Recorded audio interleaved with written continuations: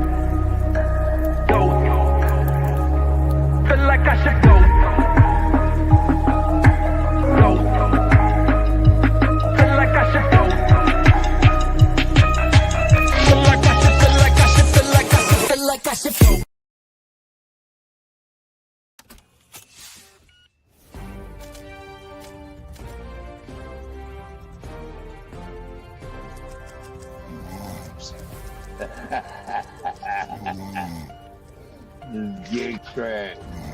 Wake up, motherfucker.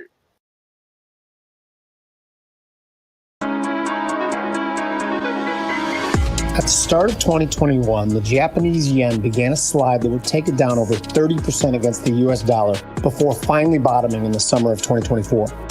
The analysis of the move was pretty straightforward. It was believed that the Bank of Japan seized the opportunity of locked up supply chains to add enough liquidity into the system to finally break the shackles of their decades-long struggle with deflation.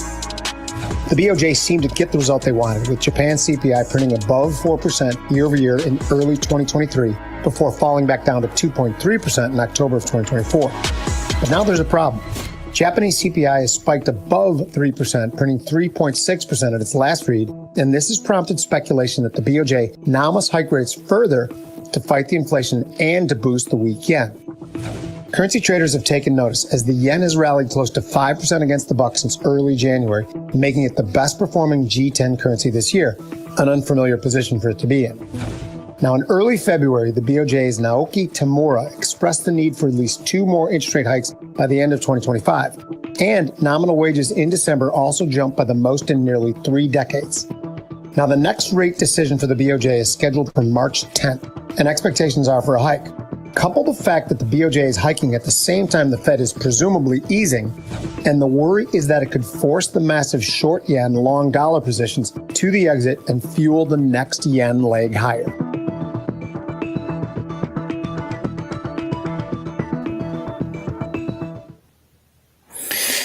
Yo, what's up? It is February 21st, 2025. This is a problem. This yen thing is going to be a big problem. And today, Samantha has released a video. Thank you very much, Samantha. You know, she released it to the public, so she could have kept it hidden. But I like this analysis that she did today, or yesterday, I mean. And this was before today's crash. Now, does today's crash have anything to do with the yen? People suspecting the yen, or what's going on? Let's see. So I'm going to play this and let you decide.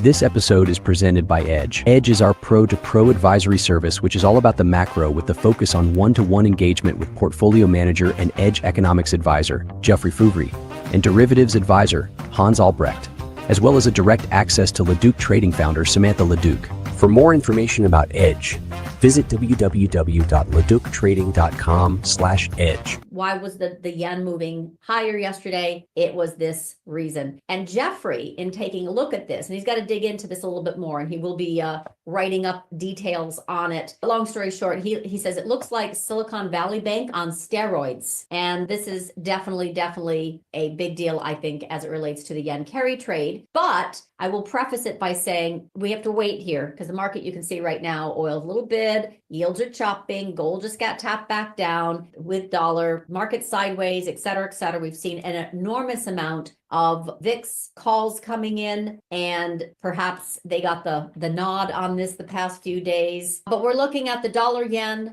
dumping below that 152, and that is totally expected. I am bearish the dollar yen as the 10-year JGB yield pushes even higher. This is what's going to upset the apple cart. So even though the market looks like it wants to break out higher and get chased, I'm going to be watching this very closely for a big move very soon. And it will likely be on this Japanese bank as a trigger for more yen strength. So this is a situation where it has not triggered yet, but I believe that we do have a reason in this bank that is literally a situation where they have not just unrealized losses, they've crystallized, it says so. And we had a situation back in July where it was a currency situation. In other words, we had FX volatility that forced the yen unwind to then translate into equity selling. Remember that? And NASDAQ fell 15% in 1 month. Semis fell 25% and NVIDIA fell 35%. Now, this has not erupted yet. It has not moved, but it's going to. It's kind of like that Airbnb. Once we're in a squeeze, we're going to have a big move. It's not a question in my mind if, it's when. So direction matters, obviously, but we got a rate differential here that's playing out, and that could be very supportive for the yen. And if it's very supportive for the yen, which you know what happened last summer when the yen got going, it's going to be a much bigger deal if this bank is forced to offload their sovereign bonds. Now remember, they own a lot of these bonds. That's the yield. They own a lot of JGB government bonds and US treasuries. So that would be a situation where they would be forced to sell it because they have a bank run. So this bears watching. We didn't have this yesterday. I didn't see it. I didn't see it until after hours, because this really could be the reason why the VIX calls have been coming in and getting absolutely peppered. So this is a yen carry trade unwind if this bank is forced to offload sovereign bonds because they have a deposit flight. So that's, I believe, while the VIX has been getting accumulated. So we got to watch that. That's a yen carry trade part 2. This is very clear. Dollars going down as yen rises. That's your trade. That to me is very clear. This rate differential means, for those who do currency or related macro stuff, yen is rising as the dollar falls. That's the trade. It could be slow. It could pick up speed. If it picks up speed, it's a yen carry trade unwind that triggers volatility, that triggers de-risking. That is also coming somewhere down here fast. And if it starts to pick up speed below 148, we're going to come down to 145 of the dollar yen. We start to come down to 145, which is exactly where I see it coming. That yen's going to be higher. Bonds are going to be higher. Oil's going to turn south is my bet. So oil turns south with equities. Then you got a yen carry trade unwind, and that can pick up big volatility. And that's why I think they started to position with those VIX calls, just directional of size in March 23, 24, 25. They're massive. I am worried about the market. Because of the 5 reasons that I talked about before, which are posted, remember, on whatever it was, Monday. And specifically, I'm like, okay. And I updated this yesterday going, okay, a 6,100 is definitely support. We know that. And if you get above that kind of 6,150 area, dealers that have sold heavily into, they've sold into that 6,150 area. So if we get above it, we can have a gamma chase higher, a squeeze higher, but not today. Today, we've got my rate spread for US, Japan rate differentials are absolutely favoring the bears, which I talked about a few days ago. And this is the JGB 10-year spiking higher. But it is particularly, I think, predicated on the fact that that Japanese bank I mentioned is in serious distress. This is not just unrealized losses on their Japanese and US bonds. Their balance sheet is an absolute mess. It is crystallized losses. So how they have to get out of this is to sell. Will this create, it has already created a bank run on their bank. Will it create collateral damage on other bank balance sheets that then have to sell? If so, this will be much worse than the July yen carry trade unwind, which was very, very isolated to FX. This will be FX and sovereign bond bank run driven, very different. So that's a bigger threat, but it's early. This just came came out yesterday. VIX calls have been accumulating in March of size. I would give this 3 weeks to kind of be showing itself. And the yen specifically already triggered yesterday news of the CEO resigning after major bond losses, which have been crystallized. They're not unrealized. So that's a big difference. That's a big change. So I would give this time, but for right this minute, you can see how that rate spread I just highlighted has fallen. And I would also remind that this is another area where VIX looks very perky after Wednesday with large VIX bets hitting. NFP next week will be a thing. I think that's going to be a big thing. And I think this is also the differential that I talked about is a big deal because it is falling. This is the one right here. VIX is actually falling while SPY was rising. I said, no, that doesn't work. And then of course my yield curve 10 and 2 year has not taken off, but that would be another headwind. And then basically Mag 7's looking a mess. Those are the things that I had posted already that I was kind of tracking. And more importantly, if you're short, press short. I said, don't be worried about the dollar falling. The dollar falling is as advertised. That's the plan. The problem is if oil starts to roll over with yields, then we're going to have more yen carry trade triggers. And right now we still have that TGA underneath the market, which is supportive or ballast. So every pullback is getting bid back up, it's getting supported. But I think we're going to have a different market in a few weeks. So that's why I am focused more so on where this triggers the 10-2 year. I think it looks like a steepener. This, as I mentioned, ballast keeps the market supported. We haven't gone anywhere fast with Mag 7 as the ratio, but this is falling and this is going to continue to fall. And this is the dollar yen. So yen will rise relative to the dollar. Dollar will fall relatively, but it's the rate of change that is what triggers a de-risking. And that's what we don't have right now. What we have is weakness right now intraday, but we don't have. Most of that was on comments yesterday. So Trump has initiated as of April 2nd, another 25% tariffs on lumber coming from Canada. That's why XHB is a short. That's why HD is a long. Trend is I'm taking off, that kind of stuff. Also, we'll see about the IRS getting dumped, but NATO, if US withdraws from NATO, there goes the need to even forge a peace deal or armistice. It'll just force victory for Russia, period. It'll be done. And anyway, that's to be determined. The other thing, of course, is the drama right now that I think bears watching of volatility triggering from a sovereign bond duration shock. And that's more than yen carry trade unwind. So that definitely bears watching. But for right now, it is just a rate spread differential dump. And that is what's causing, in my firm belief, the market to roll over. And as long as this is falling, the market will roll over because yen is rising. That is going to be a bigger risk. But right now they don't see it. But this is exactly what I saw. So that's where the market gets a little bit tricky because as this picks up speed, the de-risking in NASDAQ especially, which is the basis trade, will pick up speed. So yen carry trade unwind is related to basis trade unwind. This is also a differential that's telling me more weakness. The market doesn't know it yet. Subscribe to LeDuc.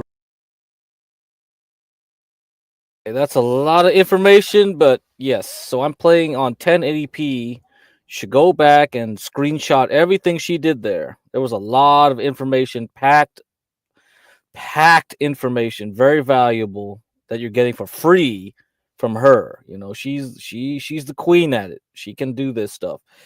So I'm gonna go over basics today. Let's see what we got here. And I think a lot of the stuff that she says is not picked up by the media. Like they're still on CNBC trying to wonder what's going on. Why is the stock market going down? Was it Walmart yesterday? It's a continuation of Walmart, this and that.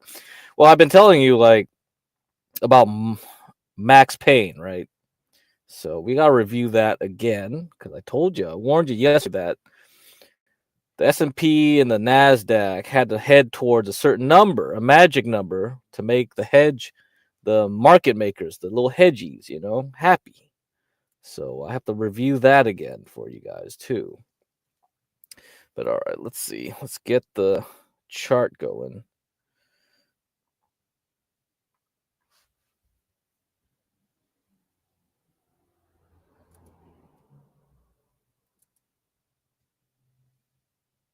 All right. Yeah, stream from 1080p really taxes your computer for sure, but it's necessary. Okay, let's go.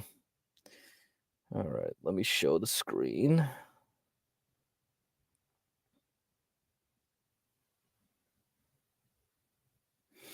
Okay, say this NASDAQ QQQ.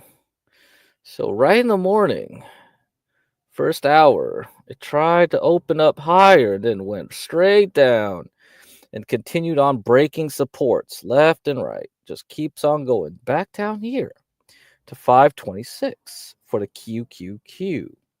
Right on top of this rectangle I drew, so we're right back at that level of support. So 526, so watch that area, 526 for the QQQ. Now we have SPY. It still has a little bit more room to go. It could go down to 596, but it stopped at around 600. So 599.97. But still, that is a line that used to be a high of some sort, I think. So back here, this was a high in November 11th after the elections. That was the first election high. So we've kind of reset the board. We reset the board right back to where we wanted it to be. Okay. So now what we're going to do next week. And what is the reason? What is the reasoning for this move? Well, I think people are still scratching their heads. They're going like, oh, maybe it was just the Walmart earnings yesterday that just continued on. But there was another reason, right, that I gave, which was Max Payne. So I'm going to share this one, share the screen, and I'll show you again what I talked about yesterday. Okay, so we can go back here. Let's see. All right. Let's see. QQQ, Max Payne. Max Payne was 527. Where did we land today? 526 for QQQ. Perfect hit. What is that? What a coincidence. SPY Max Payne was 602. What did we hit? 599.99. Pretty close. Pretty close. So what is Max Payne? Max Payne, again, let's go over the Investopedia article here about Max Payne. Max Payne explained how it's calculated with examples. What is Max Payne? Max Payne, or the max price Payne price, is the strike price with the most open options contracts, puts and calls, and it is the price at which the stock would cause financial losses for the largest number of option holders at expiration. So usually retail buyers buy puts and calls. Who do they buy it from? Usually the market maker, the big dogs. So they give all these options out and they expire, every month or every quarter. And today, right, it's not supposed to be a big day today. It's not a quad witching, triple witching. It's not a March expiration. It's just a February one. So what gives? Why did it actually collapse all the way back down there? Was it because of what they say, Walmart? Or was it due to like the inflation expectation numbers? Well, we got those same numbers last week. That wasn't a shocker. Everyone should have knew that everyone's expecting larger inflations because of tariffs. It wasn't that, probably. What else could have been? Home starts. So home construction was weak. I don't think so. I don't think it was that. The market would have rolled over in pre-market. The market was still happy pre-market. So what could it be? Well, the easy answer would probably be like, maybe it was the yen thing. Maybe that thing scared it, because that was a big thing last night. Of course, I think Europe didn't care. A lot of other markets didn't seem to care, but somebody cared. Somebody cared for sure. So that's something. The term Max Payne stems from the maximum pain hypothesis, which states that most traders who buy and hold option contracts until expiration will lose money. Max Payne, or the Max Payne price. Okay, we already read that. Blah, blah, blah. We already read that. Okay, Max Payne calculation involves the summation of the dollar values of outstanding put and call options for each in the money strike price. Understanding Max Payne. According to the Max Payne hypothesis, the price of an underlying stock tends to gravitate. So the price of the stock itself will try to move to its maximum pain strike price, the price where the greatest number of options in dollar value will expire worthless. The maximum pain hypothesis states that option writers hedge their contracts. In the case of the market maker, the hedging is done to remain neutral in the stock. Consider the market maker's position if they must write an option contract without wanting a position in the stock. As the option expiration approaches, option writers will try to buy or sell shares of stock to drive the price towards a closing price that is profitable for them, or at least to hedge their payouts to option holders. For instance, call writers, so if I'm selling calls to people that think it's bullish, will want the share price to go down. Well, that's what happened today, right? Well, put writers will like to see the share prices go up. All right, so that's what it is. That's what it is. Now, Samantha did say on Wednesday that there were a lot of options this week. So pretty unusual. It's just a February one, but I think when you see the market gyrate up and down as it has been the past 3 months, right? I think every monthly option probably has a big payout that has to be met. And guess what? Next month is a big month, triple witching. And what did we hear in the video? So March 10th, we'll have Bank of Japan say something. March 19th, Jerome Powell will say something. So what did I say yesterday? I think the Ides of March. So March 15th, around that time, something's about to happen. So does that mean the market can still go up and then crash? Or should we go just crash right now? I think we still go up and crash. I think that will get the maximum amount of money. If I was a market maker, I would just make it go up again. Because I bet a lot of people were buying puts today. And you got to squeeze them out. So, yeah, fun. We got a lot of fun coming in the next few weeks. So keep trading, guys. I keep saying just day trade, all right? Because we got a lot of things to do. So, here's another article here from McClellan and McClellan Oscillator fame. NDX stocks average drawdown increasing. Okay, what does that mean? Most people think of market breadth as looking at advances minus declines. But there are lots of ways to portray the behavior of a large group of stocks. This week's chart looks at a rather unique one I created several years ago. The NASDAQ 100 index made an all-new all-time closing high on February 19th, 2025. And before that had happened, there was already a new high in the QQEW, the equal weight ETF tracking the stocks in the NDX. Okay. You have to remember, S&P 500, NASDAQ 100, these are cap-weighted stocks.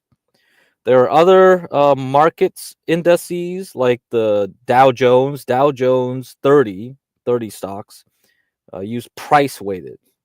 And then there's another one called equal weighted, which there's no index really, but you can synthesize it, and there are ETFs that track it.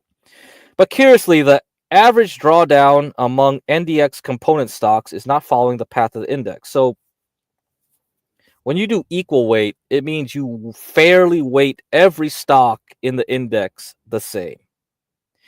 Right now, if you do the S&P or the NASDAQ 100, what's the big guys? The big guys are essentially Apple, Meta, Amazon, Nvidia, let's see what else, Microsoft, Google, etc., etc. Maybe even Palantir. So when their market cap grows very large, they take up most of the stock market. So right now, 30s, well, I don't know if it's still true now as of this moment, but it was true. 30% of the stock market, essentially 7 stocks, just 7 tech stocks. That's it. That's pretty much affects 30% of the index of the S&P 500. I don't know about the NASDAQ 100, but I assume it's fairly large over there as well. To calculate this, I look at every component stock in the NASDAQ and calculate each stock's drawdown from its own 52-week closing high. For a stock making a new high, its drawdown will be 0%. Then I average together these drawdown figures for all 100 stocks to get the indicator you see here. I also invert its scaling to better match the price action. So ideally, this indicator would be at 0%, near 0%. So every time the index moves up, you should see less and less stocks making lows, right? You should be making highs.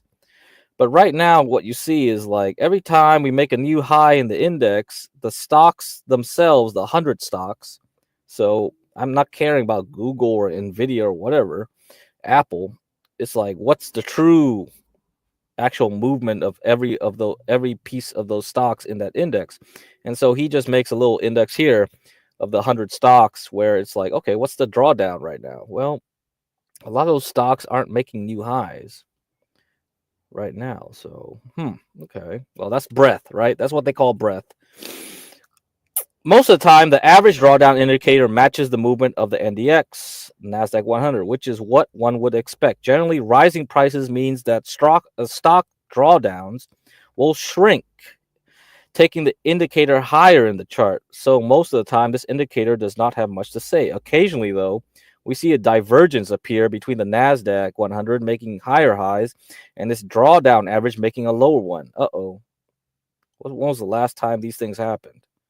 Well, the last two big times this was happening was during the 2021, second half of 2021, when this was making lower lows and this thing was making higher highs. And that was just before all the crap happened with interest rates, right? That was 2021 rolling into 2022. And then the other time was when we went all the way into the summer before that yen carry crap. Well, what's going to happen now? Samantha's still worried about the yen. Everybody's worried about the yen. Well, except maybe CNBC, I guess. CNBC ain't talking about it. So that makes a big, big red sign to me. I'm like, oh, CNBC keeps trying to explain what's going on with the market with other means. Oh, it's tariffs. Oh, it's this and that. Walmart. Oh, maybe it was because of what Jerome Powell said. Uh-oh. Guess what? They weren't talking much about the yen. So that means the yen is a problem. Shoot. What do you think about covered calls? About 100 grad so far? I don't know much about covered. You got to talk to CKJ3. He probably knows a little bit more than I do, or even John, probably. Usually what people do with covered calls, if they own the stock, they would have covered calls kind of try to protect them. And there's ETFs that actually do covered call strategy. Like there's a Tesla ETF that has Tesla stock and they sell calls, but you won't. The thing with covered calls is just a hedge, right? So you don't, like, when the stock moves up, you're not going to get as high a gain as you would because you're selling calls at the same time. But then it will protect you when the stock is going down. But all it does is makes it go down less steep, you know? Yeah, that's a whole... I mean, that helps. It also helps generate income. That's the other thing. Like, you get money from selling calls from stocks you own. So you get a steady income every month or whatever. Yeah, I think it should be every month, unless like you do every quarter, I guess, maybe even. But yeah, you get a steady income. Yeah, so CKJ3 is kind of interested in that. Like, if you own tons of shares, like let's say I own like a crap load of Palantir, I could just be like, oh man, the premium is so high. I just sell covered calls, like, because like it's helpful too, because you don't need to sell your shares, because if I sell my Palantir shares, I get a tax event, right? Like I have to, like, if I make a profit, then it's going to my tax report for the next year. But then if I just sell a covered call, right? I just sell a call, then I don't have that problem. And then, because if I knew the stock market was gonna eat shit, right, next quarter, I would just start selling calls to idiots and morons to gamble on. I'm like, oh, they think Palantir is going higher, but I think it's gonna go lower, but I want to keep my Palantir shares. Then I would just do that to protect myself and make money at the same time. That's the whole theory behind it, but you got to do it right. So, yeah, I think that's what it is. Anyhow, let's see. Okay, let's see. Occasionally, though, we see a divergence appear between the NDX making higher highs and this drawdown making a lower low, a lower one. That is when things get interesting. The message of such a divergence is that while the big cap stocks, which drive most of the index's performance, may be doing well, there is increasing pain among some of the components, which can be a sign of liquidity problems. Uh-oh. I noted in my newsletter and in my daily edition the divergence, which was evident in Q4 of 2024. That divergence remains in effect now, even with this week's higher high for the NDX. But we also see a much lower reading for this average drawdown indicator, which is reminiscent of what we saw at the final price high in late 2021. Note the blue marks calling out that similarity. This is not a bullish development for the market overall. So, yeah. Well, let's pay attention then. I think we should pay attention in the coming weeks. Yeah, pay attention, pay attention. Okay. Anyway, all right. So let's do this. I got my little DeMark indicator here for you guys. So we got some 13s here. We got a C5. That's no good. Looks like a top's coming, but I mean, I still see this. So the Nasdaq, so QQQ can't go to 575. That's possible on the weekly anyway.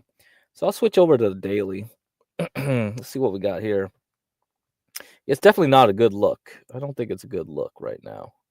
But yeah, we see a lot of this stuff. I see another C5 here. Yeah, that it's happening. I guess we could go down to like 499. I don't know. Right away. Or maybe we go to 568 first. So yeah, we're in this area where I don't know if we're gonna go up first before going down, or we're gonna have to go down first and going up. Big problem, big problem. And I'll play another video here, and we'll see. Yeah, 639 for the S&P 500. That's a possibility. Or we just go down to 585. So nothing here yet. But if I did Palantir, I'll show you Palantir with this guy.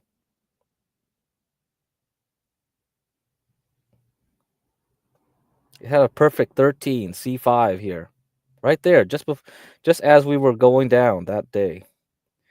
So, pretty good. All right, it caught that one. I don't know if it can go higher or not. I'll have to see. But yeah, it could try to recover because the next target is 137 from 100. So if the market does want to go up again, yeah, you could trade Palantir. That's a possibility. So I see that.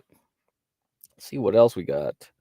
Oh yeah, Carvana. Let me see what else I looked at. I looked at the yen. Look at this. Oh, yeah. Let's look at this one. So this is the Internet Index, FDN. C5. Ooh, yeah, definitely hit that. It's about to hit a bottom too. Okay. Now let's do this one with a 78-minute chart here. Let's see what I get.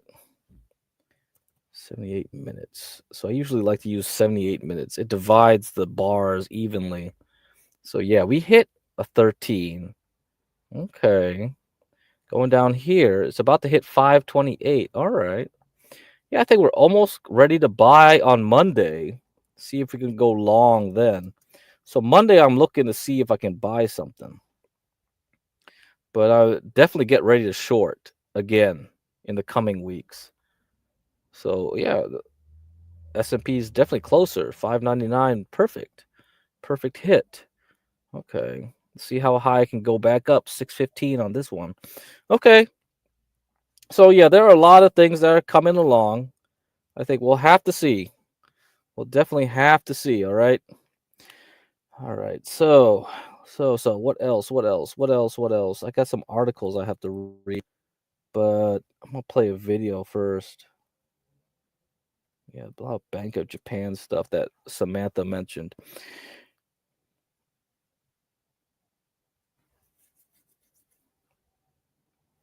Okay, I'm gonna play this with Joe Rabel. This channel is for educational purposes only. Please do your own due diligence before making any investment decisions. This is Joe Rabel. Going to give you a stock market update using the S&P. Actually, going to talk about the spider. I do want to go through the market conditions first, and then we're going to look at the spider in 4 time frames. We're at a key inflection point, and I think we have to evaluate some things here just to determine key levels to keep an eye on. Let's go ahead and get into that. Now, if you want to learn some more about some of these techniques, especially multiple time frame trading using MACD and ADX, I would suggest starting with the book. It's at rabelstockresearch.com/book.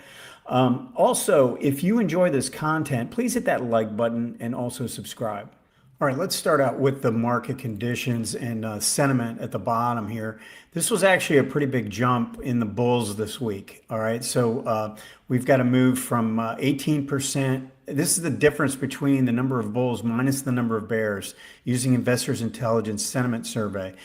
So it was at 18% last week, and now it's at 24%. But it was a pretty substantial jump in the number of bulls. So I moved this to neutral. I think that's worth noting. We're starting to see a jump in that. Now, this really is going to probably need to get itself back up. I mean, remember, at the peak up here, I think we're up around 47%. The difference was up around 47%. And then at the bottom, we got around 10. So we're pretty much straight up in the neutral camp at this point. All right. When we look at the overbought, oversold oscillator, it is working its way back up towards the overbought level, but it hasn't gotten there yet. So I'm keeping that at neutral as well. The trend and the momentum, none of this has changed. We still have positive trends across the board, and the momentum, the only positive momentum is on the monthly, weekly, daily, or both neutral. Volatility is still negative on the weekly chart, and the daily chart is positive. I'm going to go into that right now, actually. All right, so let's look at this, what's taken place. We've had a pretty good drop in the volatility on the daily chart. That improves the conditions. I mean, ideally what I'd like to see, we tried to break out, but it was after up 4 or 5 days in a row. And if you notice, it was not strong action on the breakout. And then we started to pull back, and this was a big red bar earlier today, and now it's kind of coming back some. Ideally, I'd actually love to have Friday be a down day, maybe an inside bar or something like that. Nothing too violent. I mean, I don't want a big red bar here. Big red bar would be a huge negative and be a failed breakout. But if we have some kind of an inside bar, not too violent, we're going to work this way back down to neutral, and I think this could set itself up with a little handle almost, make a little higher low, you know, at or above the 18-day and turn the corner. And then if we break out, it's not overbought. So that would be ideal. That's what we got to watch. The next couple days, I think, are pretty important. If we get any kind of violent red bars here, red candles, and it re-breaks the 18 after going to a new high, which was a meager new high, then I think that is a disturbing sign. And I would bet that we probably get a pop in the volatility because the size of the bars will probably grow. Yeah, that's what happened today. So I'll continue playing this. So let me get back here. So I was looking up while that was playing. So what I was thinking about was both covered calls and protective puts. So actually the protective put is what you use if you think the stock is going down, and the covered call was just an income strategy. So you can do both. So I was probably mixing the two together because I see people doing both where, like, yeah, they'll decide which one to use, or they'll do both simultaneously maybe. So maybe in this market you could probably figure out, oh yeah, this is the time to use protected puts and covered calls. So look them both up. So if I'm owning a stock and I don't want to sell it, right, I'm using both strategies to try to like minimize the shock waves when a market is being volatile. So yeah, you can do both, and yeah, it depends on the timing. I think that's where the tricky part is, right? When the market is doing something you think it's doing, then one way will be more beneficial than the other way is like, oh my god, I don't know, fuck. Yeah, option stuff is like, I don't even want to think about it. It's just too much. Talking the previous low, the stock goes up. Put credit spread. Oh boy, yeah, I've heard of that one too. Tropes, yeah. See, there's a lot of stuff. Once you open that Pandora's box, you're going in a world where, you know, sometimes I guess some people some people claim like, oh, it's easy, and I keep seeing these YouTube videos. It's like, oh, it's so easy. Yeah, it's easy when the environment doesn't change, right? Like, of course, it's easy when you know what the environment is going to be in the future. Yeah, so when a lot of people they started learning these options, options weren't really a popular thing to do anyway at the beginning when they first got introduced, but it got way crazier during the whole COVID days. When people thought it was just like, oh, market moves in one direction. No shit, duh. But it's like, oh yeah. When you get these challenging environments like the past 3 months, I don't know. Are any of these ideas really worth thinking about if you don't know what you're doing? It's probably a good time to learn anyway. Probably around this time. So it's better to learn now than learn it during an easy environment. Then you would get like conditioned to do one thing, and you think it always works, and then when it doesn't work, yeah, you get hit in the face. Then you're like, oh yeah, great.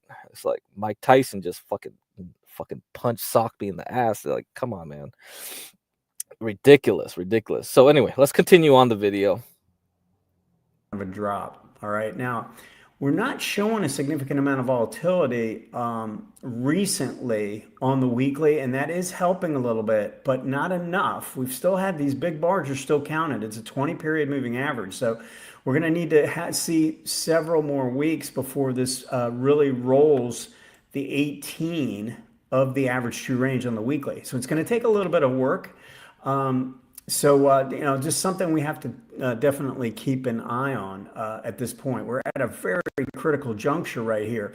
So what we're looking for is, again, a little higher low and a move to a new high and hopefully some strength. We want to see a decent sized green bar show up as we break out, especially with some volume behind it, all right? Or we come down and we show a couple red bars, and that would be a big negative, I think, at this point. And I think based on what we're seeing in the ADX pattern, that it could be a huge negative. All right, so let's go ahead and move over into the 4 time frames. Now, let's start by looking at the monthly chart. All right, we're up a pretty long ways here. We've been above. Sorry about that. I think StreamYard's just messed up a bit.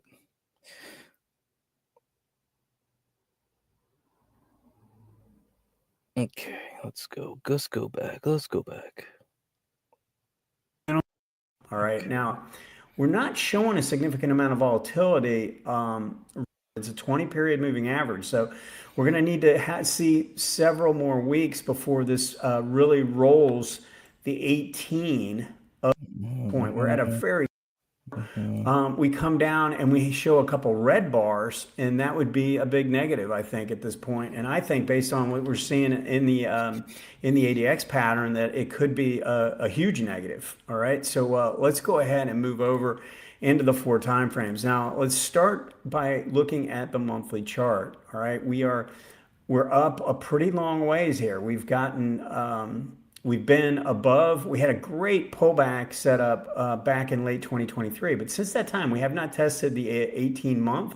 And, you can go back and look at what happened in 2021. When we get this far away and stay this far away, you tend to be thinking we're on our way back to this at some point. I think at some point this year. Now, it doesn't mean it can't. Go higher first. Other thing I want to show real briefly is the yearly bar. So we've got this big green bar, and look at how far away from the 4 MA we are. Now, I mean, it's pretty rare. We had a big bar here, and then we had a little follow through, and it actually did not touch the 4 MA. But that is pretty rare where we don't touch the 4. All right, it's not like it can happen, but I think it's pretty unlikely that we don't get some kind of a choppy pullback. I think the highest probably. Yeah, I mean,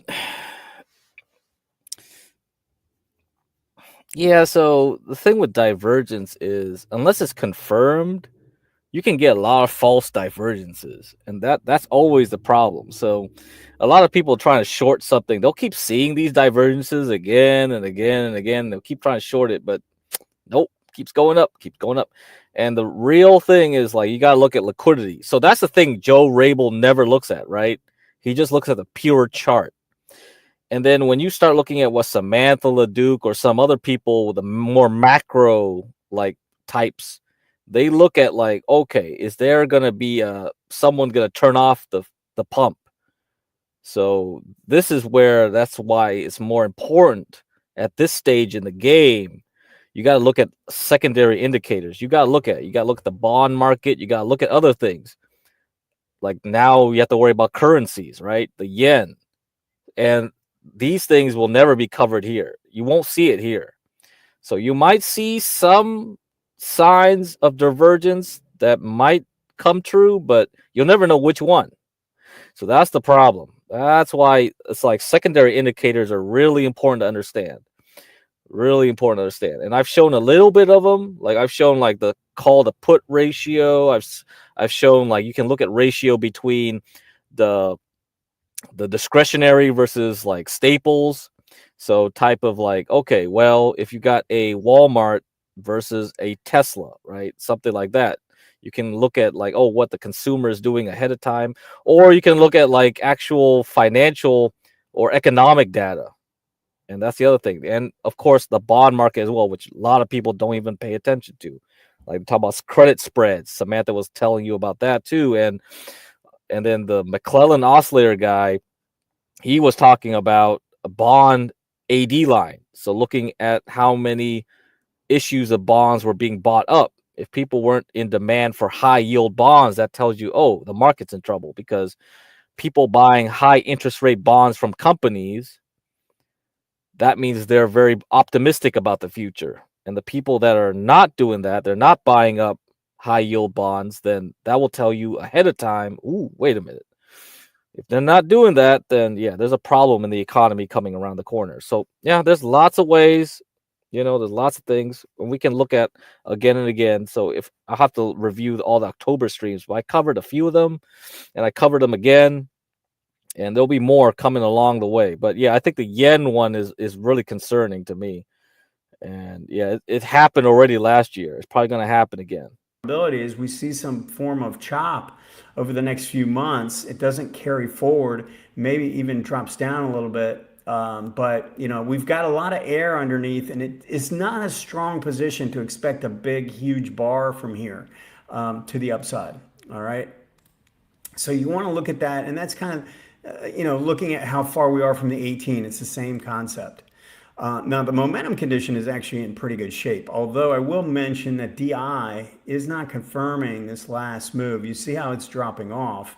We're just not getting any real strength in the sellers either. So that's not, we need sellers to show up. We haven't really had signs of true selling strength, especially in this red DI on the weekly. It's just not strong enough. We're going to need this to pop above 25, get above the green line, make a higher high. Right. And I think if that happens, then we will have failure at this high if it happens anytime soon. All right.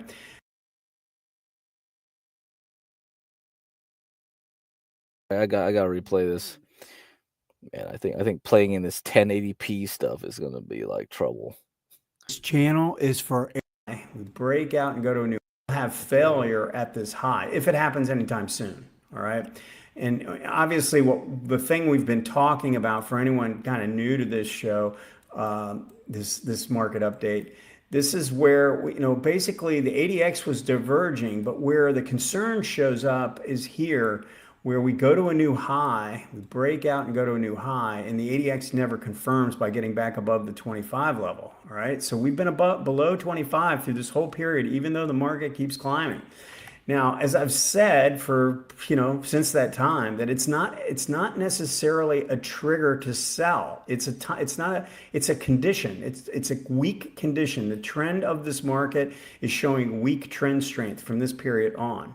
And so we need a trigger, and that is in the form of a big red bar. And I've used this example in the past. Here is the end of so the same thing happened in 2021, and then we were waiting for the monster red break of the 18. We had a couple times where we got down below, we didn't have any follow through, but this was a definitive break. It not only closed below the 18, it closed below the 40. And that was basically the end of that trend. We're looking for the same kind of thing. You can see we had a bad bar here, but then the following bar was a gap and snap back to the upside, right? Same thing here. We gap down and snap back. So we need one of those definitive red bar breaks of the 18-week, and I think that's, I don't think it's worth guessing. I don't think we can anticipate that a little bit, but for all I know, based on what's taken place on the shorter term time frames, it's very possible that if we don't get any follow through selling on Friday, that we could be setting up for a move. Yeah, we got one. We got a big bar on Friday, didn't we? A trading move to the upside, because this does not look that bad. The MACD is in okay position. It's already confirming by making a higher high with price. And we're not showing a lot of selling strength on this time frame either. We don't have a lot of buying strength either, and that's why both of these are together and sitting here, and that's why this ADX is way down at 6. It's pretty rare for the ADX to be this low. We can go back historically. Look at this daily chart. I don't think I've gone back 2 years. I mean, let's just see. Has it ever been this low? I don't know that it's been this low in the last 5 years. So we know when we get a very, very low ADX condition that we are building energy for a new move. There's a new move coming. Now, sometimes when you get a very low ADX condition, you get a move in the opposite direction first and then a reversal. Or you could get a move down and then a move. Pay attention. You get an opposite move first before going the right direction. Back to the upside. It's kind of like if you were standing still, getting ready to run as fast as you can, you will take a step backwards before you get going. You get your momentum going to the forward, right? So you have to be prepared for maybe a little jab step in one direction to the other and then a reversal. So we're just got to keep a real close eye on what's taking place here in the near term. Now, the easy way to do that is to focus on the daily and the hourly, okay? But we can also get a lot of false moves doing that. Last week, I talked about the fact that this was the time frame that had the low ADX condition, all right? It had this ascending triangle in place with low ADX, all right? And then we made this breakout move and then it immediately came back down through. Now, if we make a second, so a lot of times I refer to this as the first mouse, and he gets caught in the trap, right? Now, the second mouse is with the guy that gets the cheese. He's the one who's gonna make the money. So if we get a second move through the breakout area, I think that would be a pretty bullish sign. So a lot of times you do get these little fake outs and then we get a trading move. I just don't think we're in the position for a strong, powerful uptrending move similar to what we had last year where we went up for the whole year. I think that's very, very unlikely this year. It doesn't mean we can't trade to the upside. I just think it's less likely that we have a big follow through and a massive move to the upside. If we pull that off, and we do some kind of a move like that where we go vertical, then it's going to be ending action in some type of a climax formation that will probably end in an ugly way. All right. Anyway, that's the update for the week. Let me know if you have any questions. Thanks.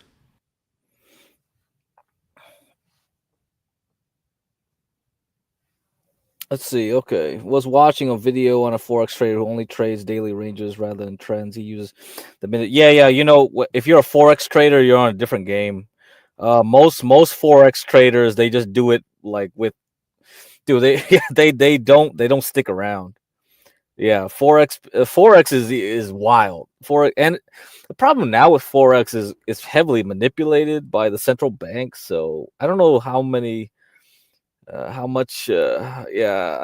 don't know how many new people like to play that crap. So it ranges, where a few, they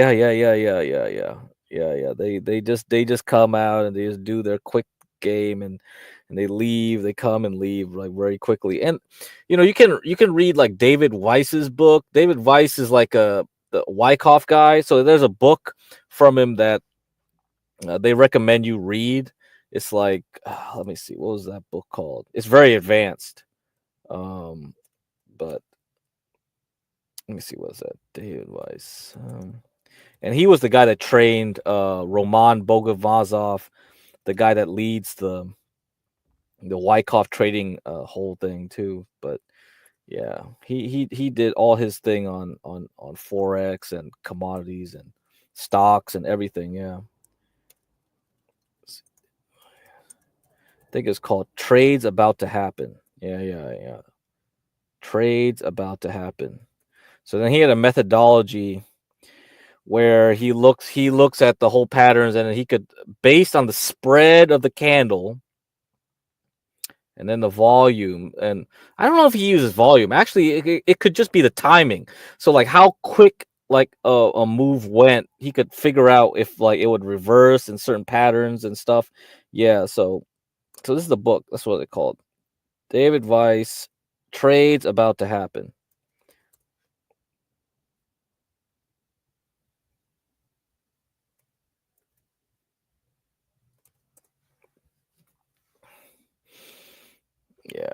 Yeah. And you can actually look him up on YouTube. There's old presentations with him.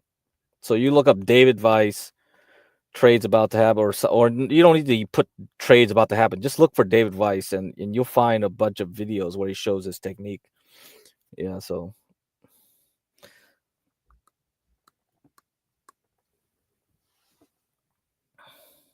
but yeah, once you figure out, yeah, forex people don't switch around to other, like, yeah, people would just be like, okay, I'm a yen guy, I'd only do yen. So I'm a euro guy, that's all I'm gonna do.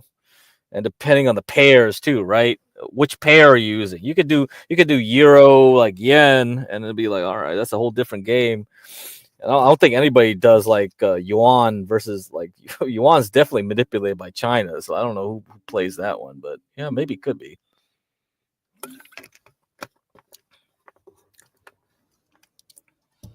So yeah, you can look it up, that book. Okay, but the idea was that, yeah, there's a running start, and I think after today, I don't know, right? But my whole idea was that, yeah, we would go up first, trick a bunch of people, and then it would slam down. That's how the market. That's my whole hypothesis since last, what, when I say that, probably the beginning of the month, maybe last month, end of last month. So I've been sticking with that scenario. So I'm gonna have to see if like we're still going that way. But like, yeah, that's what Joe Rabel is saying right now, right? It's like you have a running start and you go the other way. Well, this one was like, oh well, now we go back this way. We had a little running start up and then we just crashed, right? So we had a little move on Wednesday, and then by the end of Wednesday, we started going, wait a minute, what's up? So that's a funny thing, right? If you were like SMCI, Palantir, or whatever, you saw, or Axon, there's tons of stocks that were already going down towards the end of Wednesday. But for the index, if you just looked at the S&P or the QQQ, you would have been like, wait a minute, it's just going up. That was the fake out before going down. Now, if you do like a fractal, right? We could say like, well, hey, guess what? Maybe next week it'll just reverse this whole thing, trick everyone that's going higher, and that's a real fake out. And then once it does a little fake out in the next 2 weeks, then it goes down. Then we start crashing right down, and we go all the way back down to 560. All right. So if that's the case, I don't know. You guys got to buy puts. Got to buy a lot of puts. You got to buy a lot of them. Okay. Or you can just buy all these bear ETFs. So I got some bear ETFs here. So let's go through them here. So I'm going to put it on the screen. So we can do 3X small caps, TZA. You could do 3X bear semiconductors. I played that one before, SOXS. And then you got 3X bear Dow Jones Internet Web S. And you got 3X bear NASDAQ 100 SQQQ. So you got 4 choices here, which I would play. Okay. So for anybody there that doesn't have a margin account and wants a short and you just want to use ETFs, that's the way to do it. And I've used XOXS, and I was actually bought it, just before like the first DeepSeek thing. So I didn't hold it over the weekend though. I just got like 6%. And I was like, oh, maybe that's it. Bye bye. Because DeepSeek was talked about all week and then nothing happened. But somehow the weekend was a big difference. I don't know why. And then it jumped up like 20-30%.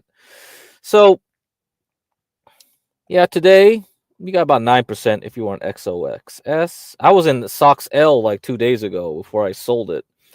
I guess I should have flipped bearish. I don't know. Oh well. Let's see. WebS. WebS has been doing well actually since Tuesday. So this has been going quite well. So WebS. So if you were short internet stocks, definitely the way to go. Yeah, 20%. Not bad. So that did a lot better. SQQQ. Mostly today, 6%. And you have TZA. Short small caps up 9%. So guess what? This is just this ain't anything. Yeah, this ain't anything important. This is just a warning shot this week. When the real pain hits, you better know what you're doing.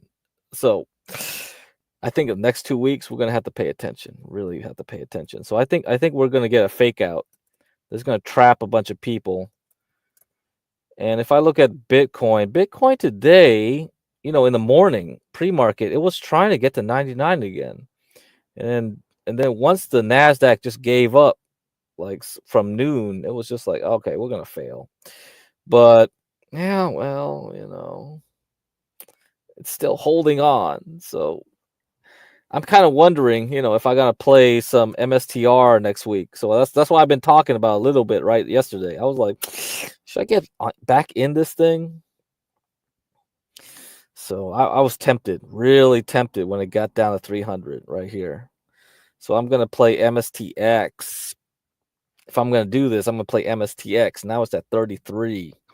If I can get back to 40, 50 even. Hell, if I'm lucky, I could get to 60, but I don't think that's gonna happen.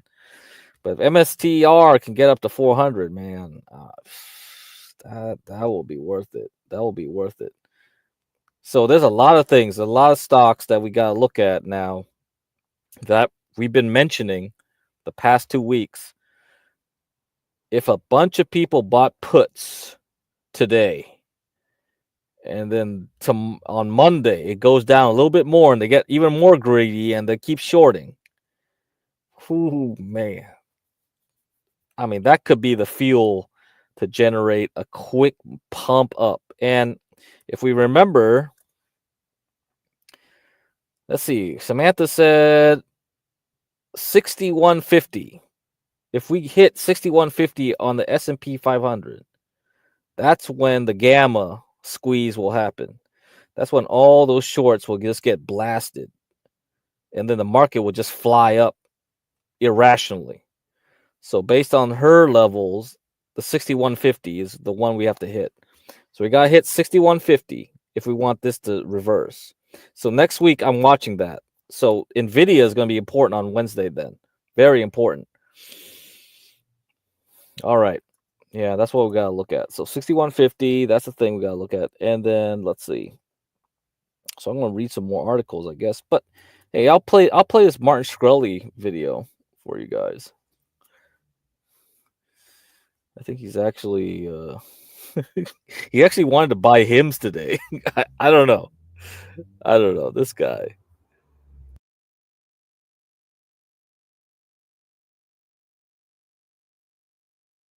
One of the most popular stocks, down a little bit today again. Meta, Global Blue, Celsius, Intel, J&J, Lazard, Procter & Gamble, and Accurate, all rounding out the value traded list. So we know what's going on today, more or less. I'm still short the quantum stocks in pretty good size. It was interesting to see momentum fall, but now the alpha is being applied. Palantir is up from its fall, recovered most of its losses. And then HIMS is now down, continuing its momentum loss. So I guess Palantir hasn't recovered most of its losses. It got all the way up to, what did it get up to there, 110? Let me look at a better chart here. Yeah, it got to 120, I guess. 125 maybe. But, you know, that's a good recovery. HIMS might be news related. I mean, HIMS is dropping really fast here. You know, could it be something else going on HIMS?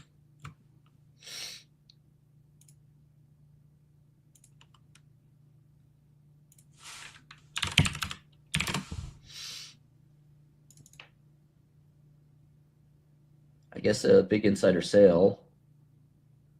The shortage for Ozempic is resolved, the FDA says. That, I don't think that's been driving HIMS that much.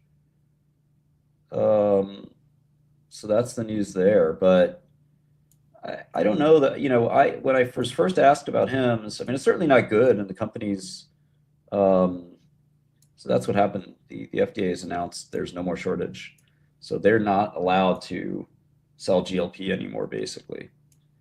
But yeah, that's the point, is that HIMS is kind of this, they've been doing well without Ozempic. No more shortage. So yeah, my bet is HIMS would recover off the lows. What are the lows is the question. We were short HIMS the other day. We were short it just because Palantir got smoked. And we wanted to short some stocks that went up a lot over the last few weeks because momentum stocks have been pretty hot. I mean, some of these stocks have gone up a huge amount. Like Grail, for example, would be a momentum stock. We looked at Grail. I mean, it was single digits, if I recall correctly. Was it single digits? I guess it didn't hit single digits really, but I kind of remember something close to that. But yeah, what a run. I always like those digital biopsy or liquid biopsy companies.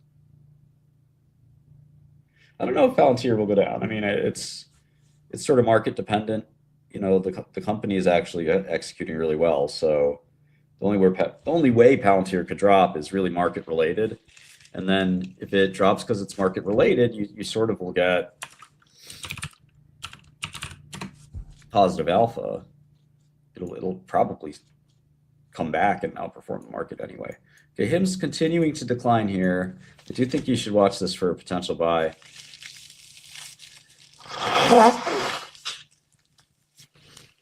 Try to see an uptick, you know.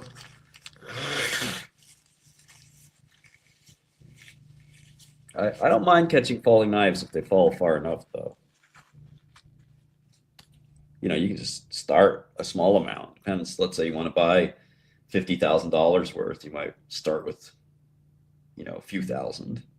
If it drops a little more, you add a little bit more. But you don't want to start with all 50,000. You know, you don't know if it's bottomed or not, and it may not. You know, you don't know if it's bottomed even if it comes back up.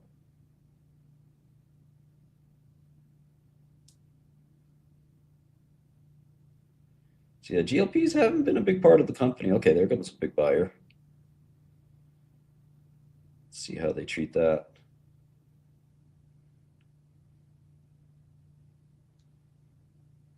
Oh, not too much. I think there's probably 60% chance it rallies from here.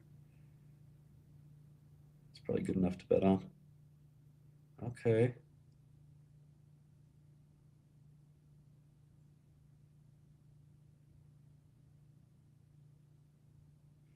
I mean, $1 billion market cap's not small. This is HIMS. Okay, it's looking not so great now. But managed a green candle on the 1 minute. I don't think it'll drop that much in the open. That's a lot. Companies, I don't think GLP has been material for them. I know they've been trying to build that compounding business, but they're also saying that they can compound with or without a shortage.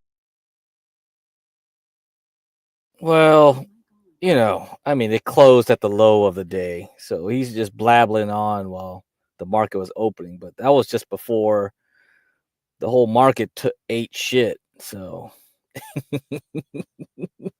now, is it a good time to buy at the close at this rate? Well, you got earnings. You got earnings Monday after the close. I don't know. Shoot, man. I don't know where this guy was. Where was Skrelly? I was in him's over here. 25. Like, what the heck were you doing? Like, now you want to buy at 50? I hope he didn't buy at the open at 54. What the heck? Whatever. Whatever, man. 2 days before like the earnings. Yeah, good luck. Good luck with this shit. I mean, if I thought it was gonna go up to 72 or whatever, like it was at the peak, yeah, I would have held on to everything through it. I got out around here. I'm done. Everything else was just like, well, if I felt like day trading, sure, but no, you guys are insane to buy anything above here. Now it just retraced everything back. It's probably gonna go back down to 45 again on Monday. And then even then, you're like, well, if I buy then, I'm risking my ass for earnings on Monday. So I don't know what he's doing. What's up, Portia? Yeah, so you know what? I don't like playing earnings. I don't like it. I like playing the trend when it's before like here. This was a great time because you have to remember this whole point from Monday the 13th was when the market started changing. The market was screwed up by Powell over here, right? And Hims was already dropping into that. So it was already failed here. This rising like channel failed and then it just collapsed right into Powell on this Wednesday. You see it. So it went below 29.30.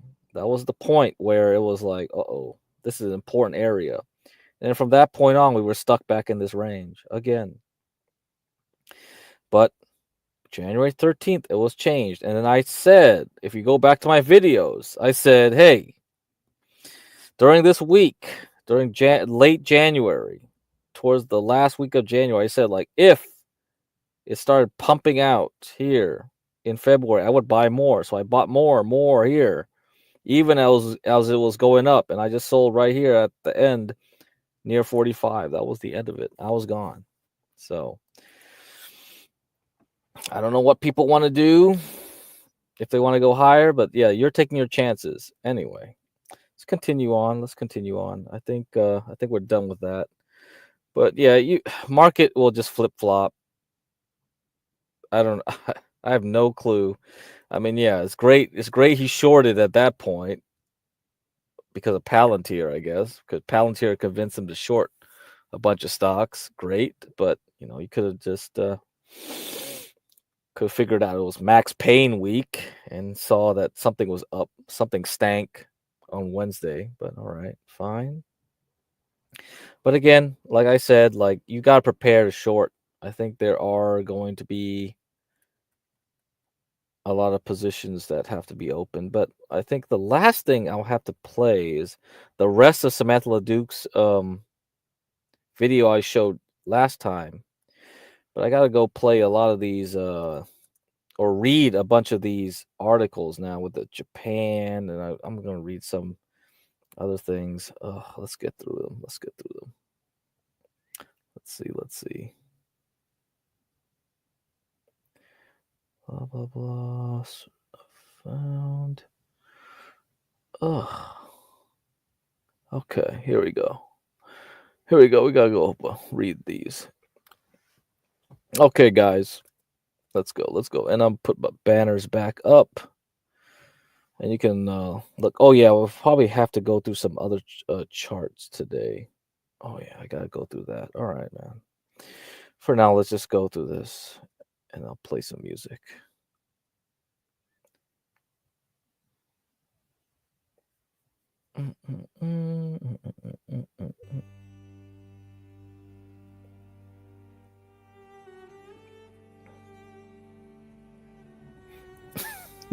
I don't know. I love the violins.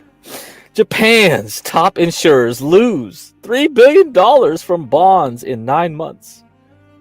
Oh, by Nao Sano, written February 18th, 2025. 3 of Japan's top life insurers booked a combined 467 yen billion. 467 billion yen. All right, of trading losses on sales of domestic bonds in the April to December period last year, according to their earnings statements.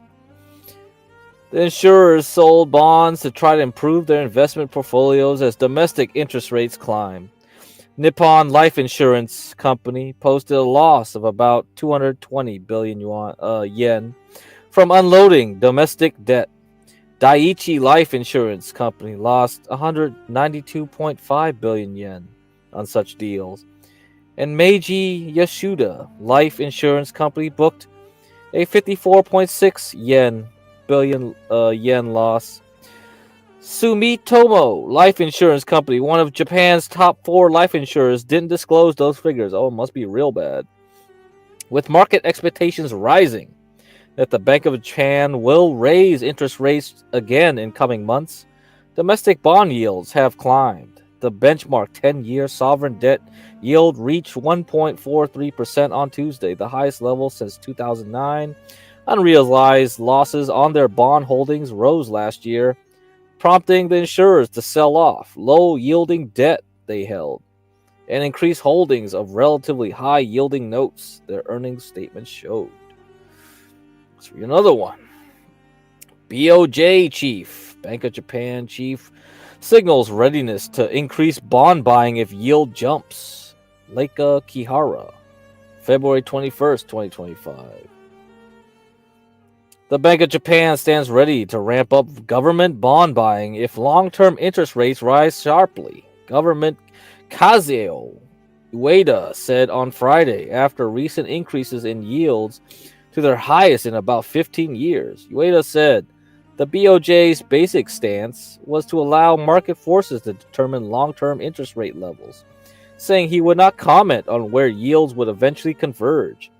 He also said recent yield rises in principle reflected a modest economic recovery and a rising price trend.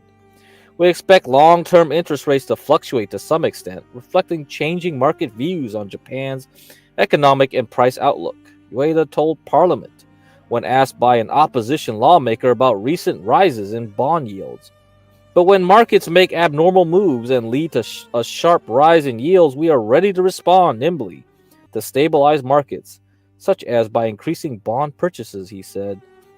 Ueda's remarks helped push down the 10-year Japanese government bond yield, JGB, to 1.42 from 1.455% earlier in the day, its highest since November 2009. The yen also retreated from a 2.5-month high, helping Japan's Nikkei share average reverse losses. JGB yields have risen steadily as investors price in the chance that the Bank of Japan could raise interest rates, currently at 0.5% more aggressively than expected. Ueda said the Bank of Japan could raise its short-term policy rate further if the inflation outlook continues to improve, adding that underlying inflation was still below its 2% target. When raising interest rates further, the Bank of Japan will be mindful of any unpredictable effects higher rates could have on the economy. The Bank of Japan ended a decade-long massive stimulus last year, including a policy capping 10-year yields around zero through aggressive bond purchases, on the view that Japan was on the cusp of durably achieving its inflation target of 2%. All right. So are we going to get that 2% or not? That first video I played says it's going to be about 3%. That's bad. So we're screwed here, huh? We're stuck. Here we are. This is what happened last night. Japan's core inflation hits 19-month high, keeping Bank of Japan rate hike bets alive. February 20th. So Japan's core consumer price index rose 3.2% in January from the previous year to hit a 19th month high, data showed on Friday, Reinforcing expectations, the central bank will continue to raise interest rates from still low levels. The increase in the core consumer price index, CPI, which excludes fresh food prices compared with medium market forecasts for a 3.1% gain and followed a 3.0% rise in December. Inflation has exceeded the central bank's 2% target for nearly 3 years, underscoring rising inflationary pressures that has drawn hawkish remarks from Bank of Japan policymakers, such as those by board member Hajime Takata on Wednesday. A separate index stripping away both fresh foods and fuel costs, which is closely watched by the BOJ as a better gauge of demand-driven inflation, rose 2.5% in January from a year earlier. The data showed it was the fastest year-on-year pace since March of 2024, when the index rose 2.9%. The data followed recent steady rises in Japanese government bond yields as markets factor in the chance that the BOJ could hike rates more aggressively than initially thought on prospects of sustained wage gains that could spur consumer spending. The BOJ raised its short-term interest rates to 0.5 percent point from 0.25% in January, reflecting its conviction that Japan was making progress in sustainably achieving its 2% inflation target. So there we are. Stuck. Now, I'm going to read some Fed stuff here from 2 days ago. So let's go. Let's read some Fed stuff and round out the central bank things. And I'll play some more Smith Leduc after I cover some stocks. Fed minutes signal officials to on hold until inflation improves. Saw risks to inflation from trade, immigration policy. Debt ceiling could prompt changes to balance sheet runoff. Okay, stuff we talked about. February 19th, Amara Omeokewe. Great. Federal Reserve officials in January expressed their readiness to hold interest rates steady amid stubborn inflation and economic policy uncertainty. Participants indicated that provided the economy remained near maximum employment, they would want to see further progress on inflation before making additional adjustments to the target rate for the federal funds rate. Minutes from the Federal Open Market Committee, FOMC, January 28th to 29th meeting showed. The minutes released Wednesday in Washington said many participants noted that the committee could hold the policy rate at a restrictive level if the economy remained strong and inflation remained elevated. Officials held the Fed's benchmark policy rate in a range of 4.25% to 4.5% at the gathering. The record of the meeting underscored the cautious approach Fed policymakers are taking after lowering interest rates by a percentage point in the closing months of 2024. Several officials have said they'd like to see inflation cool further towards the Fed's 2% target before backing another cut. Investors are currently pricing in one rate cut in 2025 with the possibility of a second, according to futures market. Yep, that's true. Some officials also expressed concern over risk posed by the potential for another debt ceiling showdown in Washington. Regarding the potential for significant swings in reserves over the coming months related to debt ceiling dynamics, various participants noted that it may be appropriate to consider pausing or slowing balance sheet runoff until the resolution of this event. Well, actually, that's a good thing. That's actually a good thing for markets. I don't know. Okay, stopping QT a bit. Okay, now we got the Trump uncertainties. Policymakers are also watching the rollout of President Donald Trump's economic policy plans and how they might shape the economy. Trump is pushing an agenda that includes an increased use of tariffs on U.S. trading partners and an immigration crackdown, both of which could affect the outlook of inflation, the labor market, and economic growth. While characterizing risks in the economy as roughly balanced, policymakers generally pointed to upside risks to the inflation outlook. Participants cited the possible effects of potential changes in trade and immigration policy, the potential for geopolitical developments to disrupt supply chains, or stronger than expected household spending. Many participants expressed the view that it would be appropriate to structure purchases in a way that moved the maturity composition of the SOMA portfolio closer to that of the outstanding stock of Treasury debt, while also minimizing the risk of disruptions to the market. Oh man. Well, I'm not going to get into the nitty gritty of what SOMA means and all that. Then we have to get into a whole stream about central banking and things like that. But yeah, you can look up that acronym. I forgot what it meant, honestly. All right, here's another one. Here's another article. Let's read this guy. Fed officials weighed slowing or pausing bond drawdown last month. Ooh. So we're slowing down the QT, as it was alluded to the first one. Michael S. Derby, written February 19th. Uncertainty over how the U.S. Treasury will manage debt issuance over the next few months drove some Federal Reserve officials to contemplate at their last policy meeting slowing or pausing the ongoing drawdown of their balance sheet until greater clarity arrives.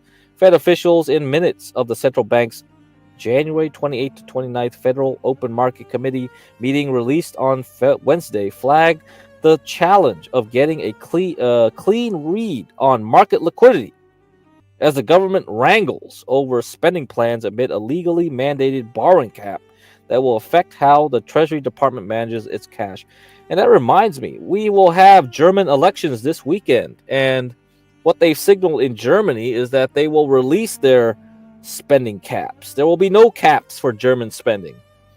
So who knows what's going to happen with the EU after the election, but it looks like there's going to be a lot of liquidity being pumped into Europe and maybe even Ukraine. If we pull out of Ukraine, Europe will take over and inflate everything over there. Interesting times. So anyway, you got places where there's liquidity being pumped. Maybe it'll make it back into the stock market. Regarding the potential for significant swings in reserves over the coming months related to debt ceiling dynamics, various participants noted that it may be appropriate to consider pausing or slowing balance sheet runoff until the resolution of this event. Fed officials had already been bracing for a period of uncertainty due to government financial management and had signaled in recent meeting minutes it would be hard to know whether financial markets had enough or too little liquidity. The issue is critical to the Fed's ongoing effort to reduce its treasury and mortgage bond holdings in a process known as quantitative tightening, or QT. QT has thus far shaved just over $2 trillion off Fed holdings from a peak of $9 trillion in 2022. Fed officials have viewed the process as largely technical, and while it was started amid Fed rate hikes, officials have long argued that their bond holding drawdown has little measurable impact to the financial system. No. This is not true. The last time they did this, you had the 2018 crash, all right, and then they stopped. And then 2019, then you had the reverse repo panic, and then we had to have COVID. So, you know, if you're a conspiracy theorist, you might think like, oh well, that's something. See what? There's a picture here that's not being shown. Let me see.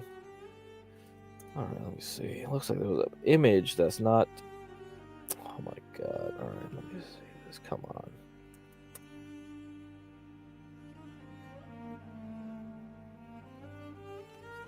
Is there a picture here that's supposed to be here that's not being shown? Let's see. All right. Let's see. See if this works. No. Oh, there we are.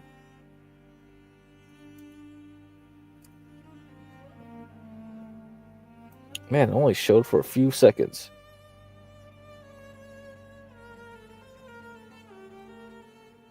All right, you see that?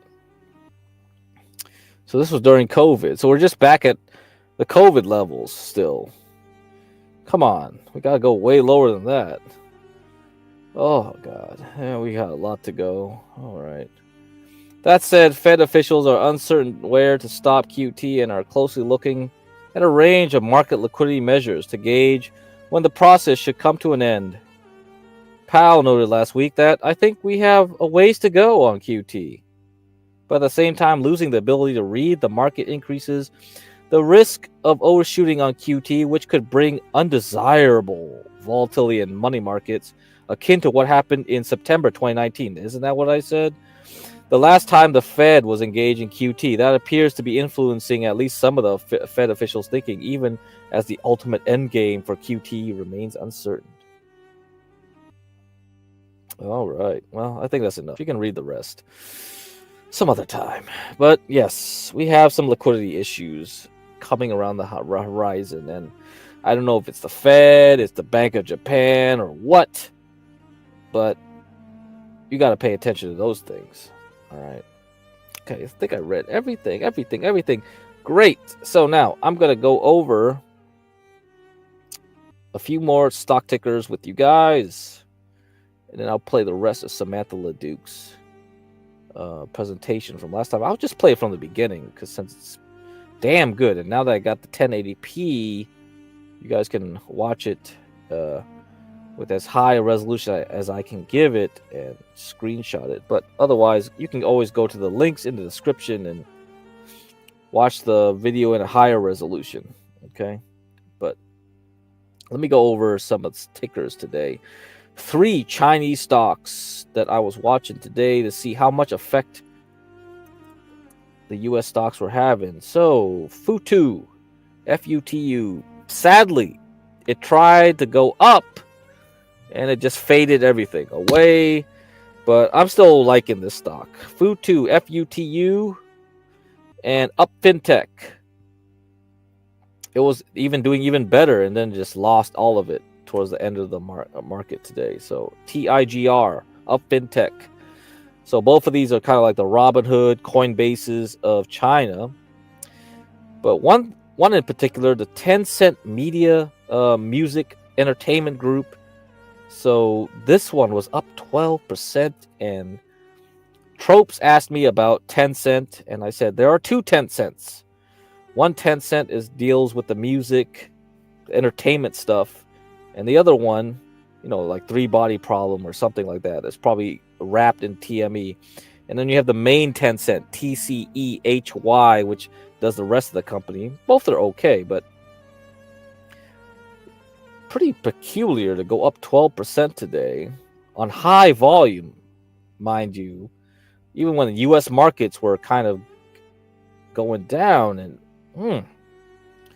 man, this one, I might actually be more interested in this one now. So it's already gone up 50%, right, from this low on January 13th. So that's about close to 50%. So yeah, TME. Let's see. I'm gonna pay more attention to this one, so I'm keeping that a closer eye on this one. Let's see what else. Sprouts Farmers Market had earnings today, and guess what? Bleh. So this one, big negative week, 19%.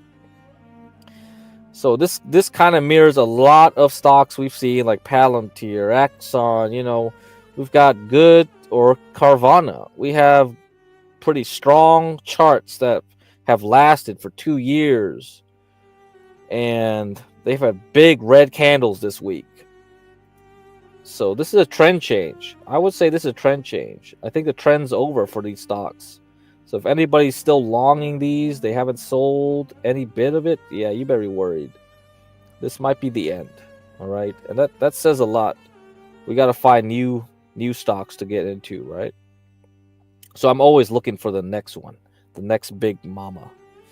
So yeah, TMC is one I talked about several times the past 2 weeks, or month even, and I'm trying to see if it's gonna get above 2. Today, it fell with the market, but the last 3 days before it was over $2. Now we're at $1.96. Watch it next week. I want to see if it's trying to make another attempt at 3. I'll be going for it. All right, the metals company, underwater mining. And we got energy drinks, Celsius Holdings. This one used to be a favorite of mine, right? But I'm trying to see what it does here. It went up to 90, and then it started going back, roll down the hill, now down to 20. So it hit 30 today, it wasn't really because of earnings, but they bought out another company. So apparently that's good news. So Celsius Holdings, CELH. Watch it. High volume today, went up 46%. Now it's tagging this area of 32. So I'm going to pay attention to this one again. All right. And we can look at other stocks next week if they come along after earnings. But that's about it. That's about it. So we got about 30 something minutes left before we hit 2 hours. But I'll try to play all of Samantha's video, and that's about a 1 hour full video. So now that we got 1080p, I'm going to start playing that. All right, guys.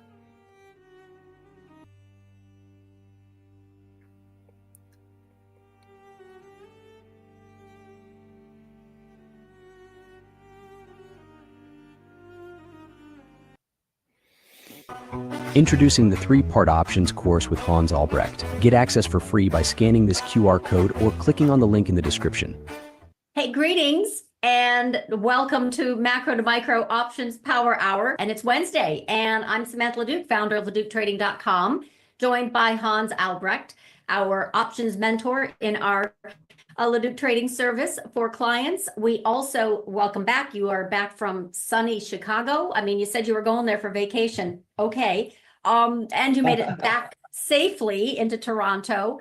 I'm East Coast, he's West Coast and North, and we're here to talk about markets, some sector rotation themes that we're going to get eventually. Macro trends, obviously, always, and individual stocks that we're waiting to move.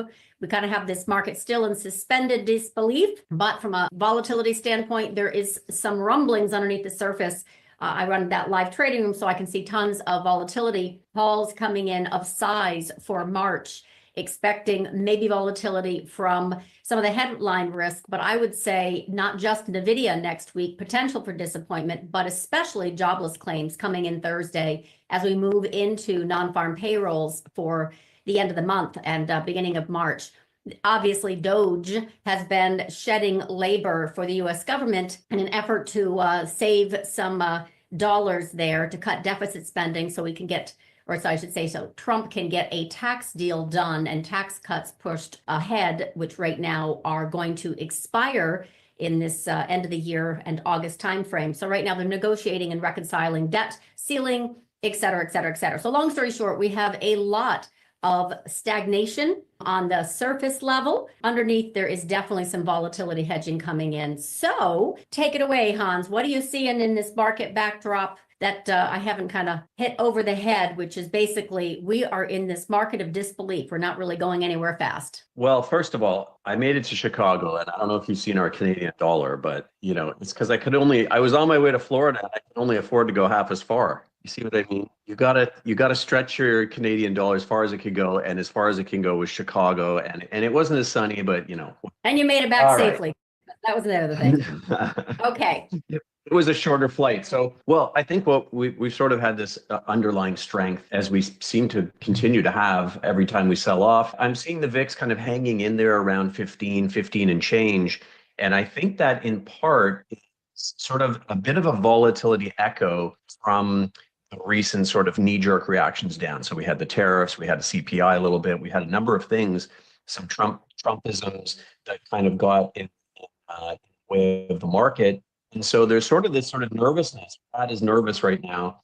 And but having said that, we're at all-time highs, right? So it's hard to deny that stocks are full of this. Now, it's quite possible that this is the clenching ahead of next week's potential unclench. So when we look at some of the gamma levels, as we like to talk about, they have been quite high, extremely high, sort of right around where we are. So that's really leading to this sort of lower volatility because you've got dealers who are supportive of markets on the way down. We get a little sell-off. Like yesterday, we saw that, quick sell-off, 30, 40 points, and then boom, right back again. And then, but by the same token, we're not really getting too far to the upside to blast through to those melt-up style highs, possibly because of that gamma as well. So there's stock for sale and there's stock to buy below. That's kind of how the hedging mechanism works with all those positive gamma. A lot of that burns off this week. So we are potentially free to roam about the cabin again, which is, in a world, I mean, there should be more gamma, especially with I think volatility level is a little bit, on the high side, given that we are near those all-time highs. We've been making all-time highs. Yesterday we made one. And so we're kind of in this area where I think we could see a little bit more supply come in and replenish some of that gamma. But it's very much an environment where I think, and we often talk about this, there's sort of, volatility clustering where either things are going wrong or they're very, very quickly back under control again. And I just think it's, some of these things that we always talk about, which is a little bit of accelerant under the surface. So we're seeing these dealers very, very short VIX upside calls. And so these things that we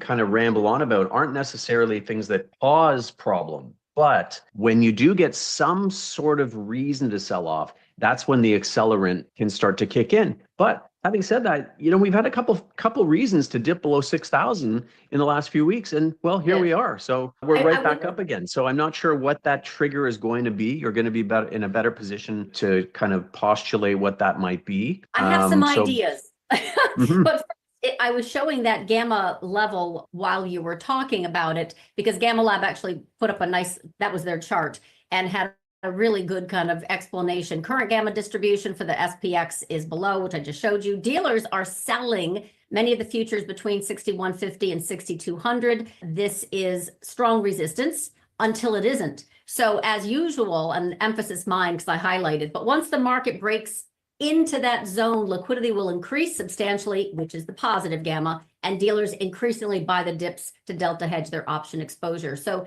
this is a little bit of what it feels like right now. And yet I still have divergences that I keep talking about on kind of a bigger time frame, which is the macro backdrop is still, we talked about this, unsure about all the headline risk and the cost cutting, because it is definitely an economic slowdown trigger and jobless claims trigger. And I think that we're going to start to see that come into the market, maybe a little bit tomorrow, but definitely next Thursday and the following Thursday. So long story short, we've got some levels that I keep seeing in my intermarket that are big divergences. And then you've got your VIX skew and related tools. So we're kind of look at that right now, but go ahead. You were just kind of, I wanted to explain what I was showing while you were talking, which is that positive gamma, sure. if we can get and stay above that 6150, 6200, otherwise they're still selling into that. Yeah, so that's really the fun, the much more fun way to do things, right? When dealers are positive gamma, you're able to be more reactive to market. So you're able to buy stock on the way down against either stock that you're short against calls or against puts that you're long. So you're in a position to be kind of reactive to markets, as opposed to when you're short gamma, you're kind of having to chase things around. So when the snowball starts down the hill, you kind of have to run after it, and not to mention all these sort of synthetic gamma products like the very, very large ETF exposure. So if I look at, so we have these very large levered ETF AUM numbers that is another form of, you see these, they sort of do these calculations. Well, if, on a 1% move, on an X% move in the S&P, these products have to rebalance, right? So the levered ones, the inverse ones, they have to actually sell into sell-offs, and they have to buy into rallies. So the gamma doesn't just work negatively, it can work to the upside as well. So, it can work both ways. Right now, we have a lot of those kinds of accelerants underneath the surface, just kind of waiting for something to kind of ignite kindling, and it really isn't happening. And they've tried a few times, so it's quite amazing the resilience. Some numbers have come out saying hedge funds are sort of sitting on really, really very high cash positions, which is obviously going to be bullish in general, because they may have to chase, they may have to sort of get that, the fear of missing out. They sort of will chase to the upside. We're not really seeing that in the skew right now. So if I look at some of the skew, I would say that's kind of a positive from the standpoint of, see if I have some of these skew numbers here. I'd say that's a bit of a positive because we're not seeing extreme skew. So when you see extreme skew, that generally means that dealers are probably short that, right? So that's going to add to the accelerant. So we could, from a bullish perspective, I would want, if I were worried about a sell-off, I'd want to see this a little bit more extreme to the upside, which means that you're now saddling dealers with that short gamma, and that's going to perhaps precipitate, or not precipitate, but accelerate a sell-off. So there's sort of a little bit of bad going on here. We can see, as usual, in the VIX complex, maybe this is part of the VIX kind of staying up around 15, 15 and a half, is that we do have this big imbalance. So a lot of gamma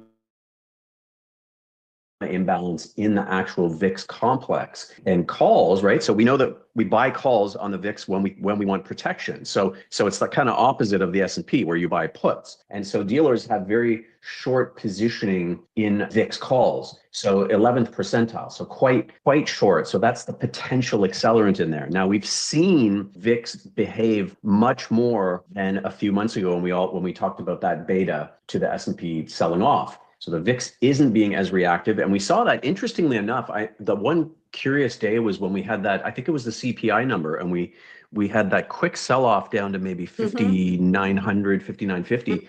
I did not see any fear in the VIX complex. It was a little bit of VIX popping up, but futures really sort of still in that very happy contango shape, which is the futures kind of rising up into the distance over different expiries. So there's been a little bit of a mixed bag of information out there. And so I think the market is basically sort of taking it as glass half full, okay, the tariffs have been a little neither here nor there. Maybe it gets worse in some ways. I think does have some durability to it, but as we've seen with the art of the deal, it's kind of come out barking and then kind of dial it back a little bit. So I think the market is starting to kind of react less and less to little negative things because they're going, oh, that's just the way it's going to be. We're going to get used to the way things work with President Trump, and it's going to be a little bit of showmanship, and it's going to be a little bit of saber rattling, and then we're going to make a deal. And so I think that's the hope. And then ultimately we get regulatory benefits, we get some tax cuts, we have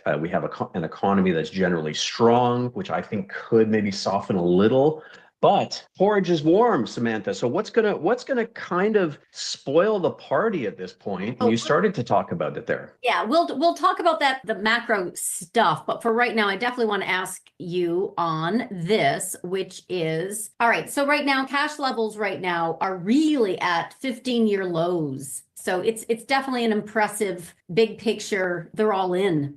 So we still have a lot of concentration risk in investment in the equity market. But aside from that, given the fact that we're all-time highs, right? We just talked about the dealer gamma. Really, they're selling, against that 6,200, 6,150 in futures. We really need to get above that to have that kind of right tail chase higher. But for right now, talk a little bit about these two charts. First of all, this is skew, and because we always talk volatility on an options power hour, this is really a focused look at how skew has been pushing higher and higher, a little bit of a tell on kind of big premium for downside protection. So puts aren't as cheap, relatively speaking. You can comment on that. And then the other side, the flip side of that, is where we've got put call ratio at a very, very strong low. And we're talking relative to, oh goodness, not even since 2021. So this chart doesn't go back far enough. Point is, so we have not a lot of folks hedging.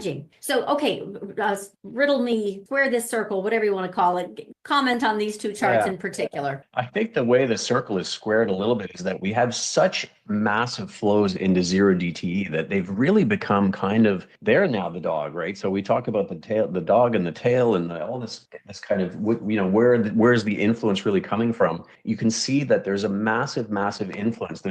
And that's taking flow out of the monthlies and the weekly flows to some extent as people kind of position in the near term. They're using the sort of near term protection. So, that looks like 1 day skew, longer term skew measures. We just sort of looked at some measures of that, not as bad. So it's kind of, I think it's somewhat concerning because people are very, what's the word? They've got tunnel vision, complacent, myopic. I don't know what it is. You're sort of like kind of stuck in this small world of zero DTE, and you're really sort of thinking about things from a daily standpoint, but that, and maybe disregarding some of the broader needs to hedge positions.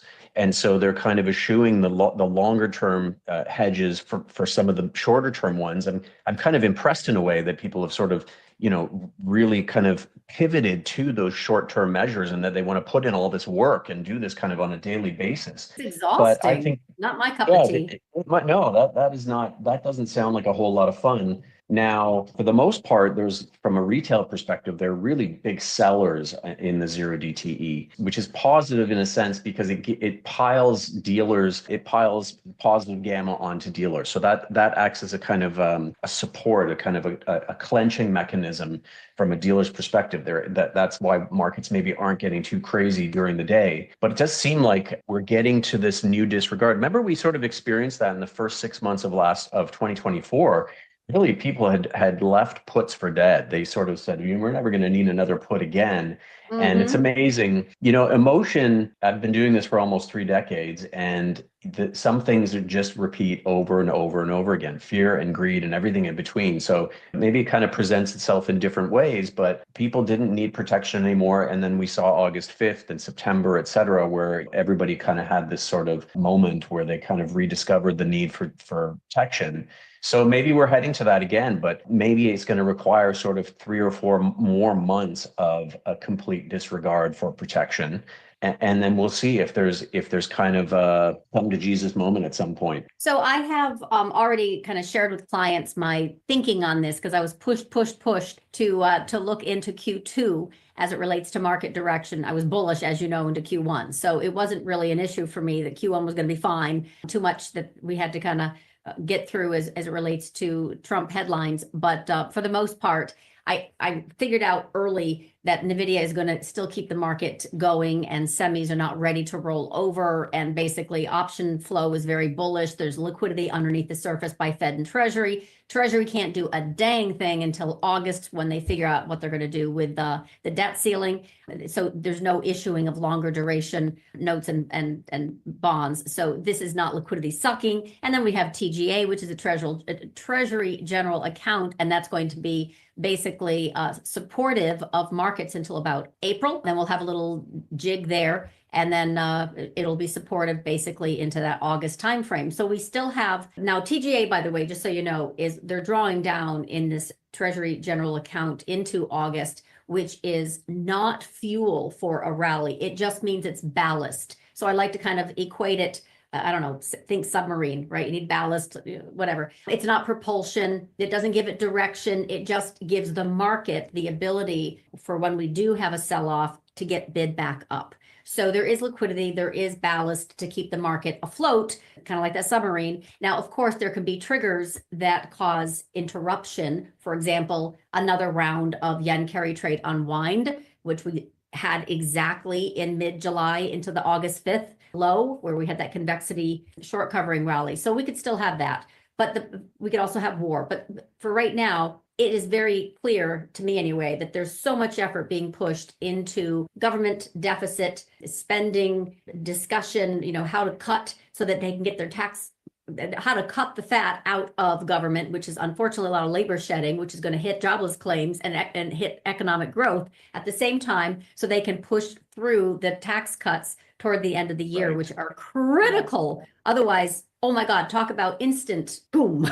So I understand the balancing act. And then on the war front, Thomas is asking, I'll look at that specifically, but on the war front, trying to negotiate an armistice between Russia and Ukraine, but that doesn't necessarily mean it's going to be early or soon, but they're definitely giving up or trying to figure all that out, which would be very supportive. That combination of peace and cost cutting is very supportive for bonds, and it helps push interest rates down, which is supportive for equities. So I can see how this is going to go through for a few more months, but I really don't know how jobless claims are going to be felt by the market. So I think that's the one big drama piece. There's always no edge with NVIDIA earnings, and they will disappoint at some point. I don't think it's just yet.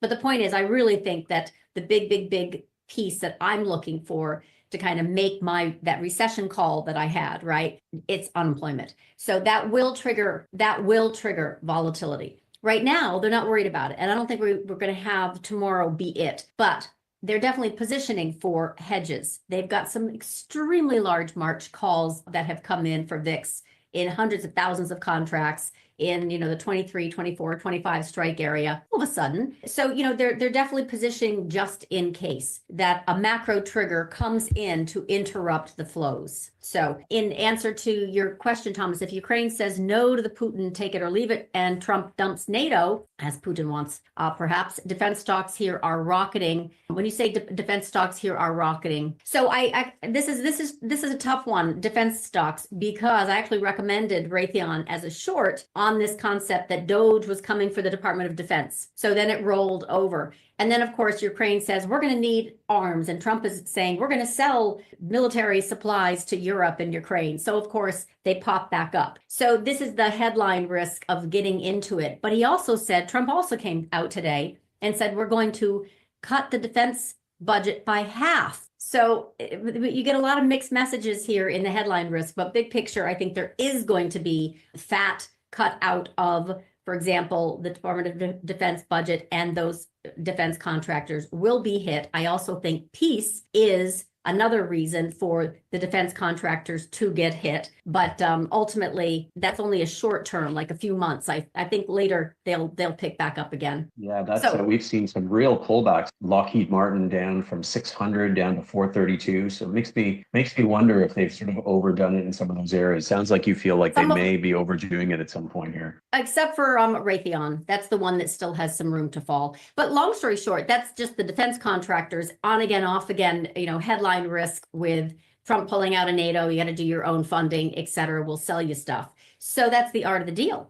But for right now, it's too early. Really, I mean, I've written a lot about this, but right now the back and forth is not even the bond market can take it. They don't know which way we're going, because ultimately, how much fat can they cut out of the spending or of the existing deficit spending through that fraud, abuse, waste? And how much are they trying to actually get past? I just saw, a headline that came out.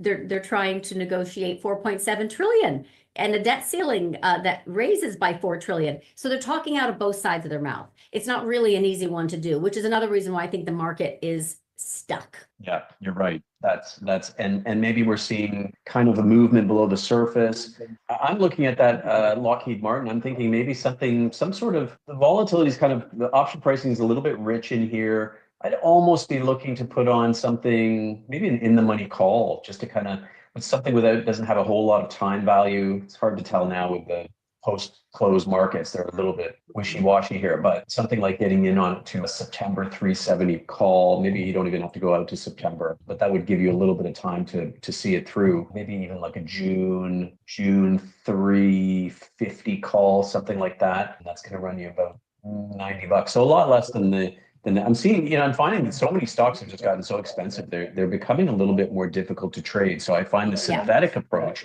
actually is a little bit interesting for people. It's getting very expensive to trade, almost anything if you want to, do a secured put or a call. So these synthetic strategies can be kind of interesting as a way to get in. I usually target kind of between an 80 and 90 delta. So you buy the call, and then you have to be very careful. Some people like to sell, nearer term calls against them. You got to be very, very careful with that, because you don't want to end up with a big ham sandwich if the thing sort of runs through your strike price and you don't cover that short call. So I'm seeing a little bit more opportunity there. Meta kind of pulling back a little bit today. I sold some put spreads there, sold some March 680, 670 put spreads, and kind of, particularly on an expensive stock, you can do that for capital, right? For capital efficiency. So that can be a big plus there. But I also like to have that extra put. So when you're short the 680, you're long the 670 put. Now you have that little extra piece to play with if things kind of get a little soft. It's had a really big run, basically $100 in a straight line. And, you have that little bit of extra long gamma, as I like to call it, to play with in case things fall apart a little bit more. So that's a name where I like the spread. Some other ones, sold some puts in Reddit. I actually got out of Reddit at 225 and 228 for some of my stocks. So I kind of played that very, very well. Post earnings, yep. Yeah, post earnings. I got out of it. It just had run too much. And I thought, you know what, if it goes to 300, so be it. But generally the numbers were pretty good. And it's come down a little bit. So I sold some March 175. I think there were Marches 175 puts. Got about $8 for them, $780 for them. So pretty reasonable. Like the option pricing is is fairly reasonable out there, even though actual movement has been a little bit anemic. So there's definitely some, I think that's a positive here for income traders in particular, is you have some nice, decent option pricing, even though the market's at all-time highs. So you're still able to kind of harvest and extract some of the value out of some of these. And I wanted to just do a little educational session and show folks, I did a little video on this recently. I wanted to ask Thomas real quick while you're finding your screen on some of the trades. And yes, this you wanted to do, I think a month ago, the diversion was Germany had elections on Sunday. So right now the DAX is extremely elevated, and SAP is a big weighting in the DAX. That could definitely have a little bit of a pullback or a mean reversion trade for the DAX. I know you're Europe-based, Thomas, but I have really just the same idea, which is you are looking at Europe would need to do a rebuild. And so there's going to be a lot of investment themes there. I mean, think of all the steel and, just, lots and lots and lots of rebuilding. Defense contractors right now, mixed bag for me, except for that Raytheon, because of Department of Defense DOGE audit coming to a theater near you. So I think that will be in the short term very disruptive to a long trade. So we'll see. And they have sold off. Some of them have really, really sold off in anticipation, but we'll see. I'd like to have it finished. It's kind of like an earnings event. I'd like to have it done before I can really make a directional play on defense contractors. Right now, I have my doubts on Raytheon. All right, you're going to show something educational? And it's been challenging out there, Samantha. I've got to say, there have been very solid. You look at something like that's Novo why you went on Nordisk. vacation last week. Yeah, that's right. It's a little tricky right now, even within MAG. I mean, if you haven't been in Meta, it hasn't been that great. So it's kind of hard to figure out where to hang your hat these days. You know where I'm hanging mine, which is China Tech, China Tech, China Tech. I have been very, very focused on this parabola that I believe is, I've been talking about since last year. October was too early. December was just a pop. I said, wait until March. And March, oh my goodness, China Tech is just an absolutely gorgeous, gorgeous space. And I don't think it's done. I don't think China is done in general. This uninvestable kind of handle that's been on it for now a few years, especially after it fell from grace in 2021, along with the SPACs, right? All the Chinese ADRs, et cetera, and with all the tariff overhang, which they will deal with by devaluing currency slowly and by forcing consumption internally. But long story short, there's a lot of potential there. So that's exactly where I'm hanging my hat, if truth be told. Great. All right, so go ahead, your educational thing. Yeah, real nice false start there in China as well a couple months ago. And sort of, I wonder if Michael Burry and all these guys kind of stayed in there. They're believers too. So I'm looking at, Jeffrey did. Jeffrey did. Stayed, that was a beautiful call. Yeah. He's up 69% just year to date on his heavily, heavily loaded China concentration. So he went in last year and he has stayed in, and he's only increased leverage. When it comes back down, he buys more. So as of literally 2 days ago, he was up 69% year to date in his portfolio. We're talking all of his holdings. So he's extremely bullish the Chinese economy, and more specifically oversold Beautiful. tech. So I'm looking at, before I do it, I'm looking at the coin complex. This is one that I've been staring at quite closely lately, because MSTR has really just kind of flatlined. Bitcoin's not really doing a whole lot. So we're sort of we're waiting for Bitcoin to kind of make a move. In the meantime, option pricing levels have really just been absolutely annihilated in this space, which makes it kind of interesting to me on the one hand. On the other hand, you've got to be careful, because you've got this Vega exposure. When you're buying sort of longer term options, you can get hit if things kind of sit around for a bit. And so I kind of brought this up. Here's your IBIT, which is your Bitcoin ETF, the iShares Bitcoin ETF. So one of the things that we look at as option traders, as option sellers in particular, income traders, is we're always kind of thinking of the VRP, the volatility risk premium. And that's basically, it kind of describes this ability for options to be too expensive versus underlying risk. So, you want to be Warren Buffett selling car insurance for $1,000 when it's only worth $500, that's a business. So you make that money repeated, that sort of recurring revenue from something like that. So what we look at is where is implied volatility traded? Well,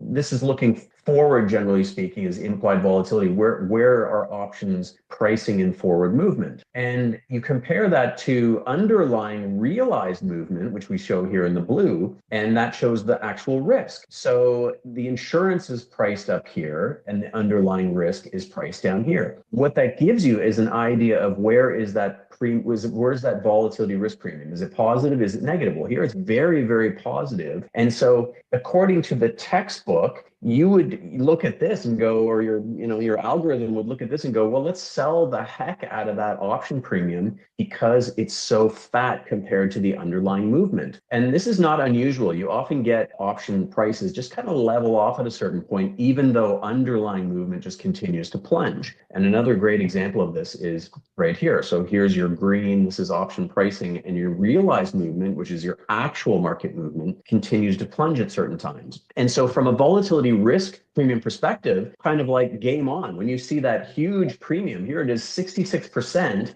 you tend to get really expensive options in a very low vol environment. Because what happens is the options don't want to drop beyond a certain point, yet the actual movement just goes to like almost nothing. Problem with focusing on volatility risk premium is that can lure you into where sometimes it's the fattest, which is in a low vol environment, but that's also the environment where you have to be the most careful, because when you get into those VIX 10, 11, 12, 13 environments, that's when things can kind of break suddenly. And so what I tell students is I say, listen, you've got to be careful. This is going to tell you to do this all day long, and on Sundays, basically all week long and on Sundays. And really you want to be focusing more in on when prices are a little bit more healthy and you're in that kind of mid-range this is your implied volatility rank. So this is very, very low rank, meaning zero, the bottom 20%, second 20%, next 20%, kind of 25 or 35%, whatever that is. And so the lesson here is that you have to be very careful in those low volatility environments, because what happens is the realized vol just kind of plunges, as we've seen a few times lately. S&P actual movement gets down into the 5 or 6 range, and look at what option pricing does. It refuses to drop anymore. And guess why it does that? Because this usually happens. A zoom to the upside. We get down to 5 or 6, we zoom. 5 or 6, zoom. 5 or 6, zoom. So this is why the VIX kind of usually finds a happy level, because it's calling BS on the market staying quiet for very long. And so when I look at something like this and I go, wow, look at this big fat volatility risk premium here. It's screaming to be sold, but I hate to do that when we have historical implied volatility rank close to 0. So what's happening is you still have these premiums that are high, but we're at such a low level of actual movement that you almost get to a point where there's nowhere to go but up. And so that's a danger and I see this often out there, and I'm tempted to do it too. When markets are just super, super quiet, premiums are half decent, and you just want to keep selling and selling and selling. And before you know it, you've traded a lot of this short gamma exposure. You're short too much. You've allocated too much to short premium trades,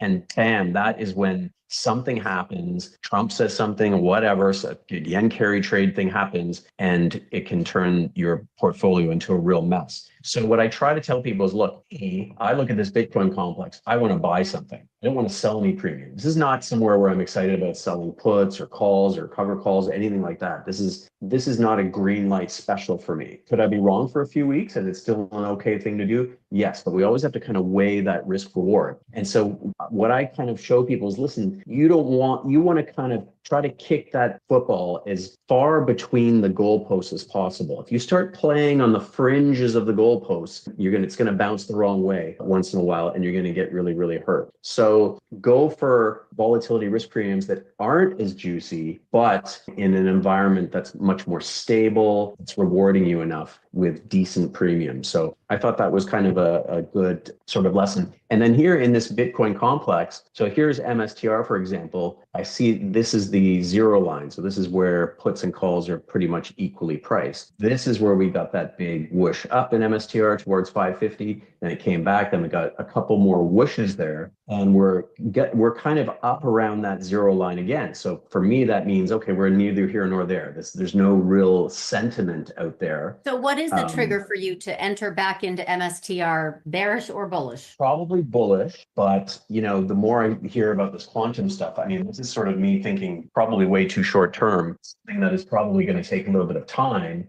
and necessarily affecting short term. But I think all this quantum stuff, Microsoft came out and talked about it today, potentially very disruptive to Bitcoin, to encryption in general, right? So are we around the corner from that happening? No, but I wonder how much that's going to work its way in to something like if that narrative kind of catches on that, look, this is something that can really, really disrupt all kinds of, I wonder if anybody watching would have some opinions on that, sort of the idea that there's a level of disruption out there as far as security and encryption and those kinds of things that could be very disruptive to markets as a whole. So I almost don't want to see this quantum stuff really take hold, because I think that just sort of becomes a game changer for almost the market may not like that. I don't mind MSTR right around here. I would prefer, somebody's asking in the chat, wouldn't that suggest bearish risk? Not when, I think when the thing is, these products tend to get very expensive on the skew side when they get exuberant. So, when they hit highs, you tend to see this really steep fall skew. When they hit lows, you tend to see much more even keel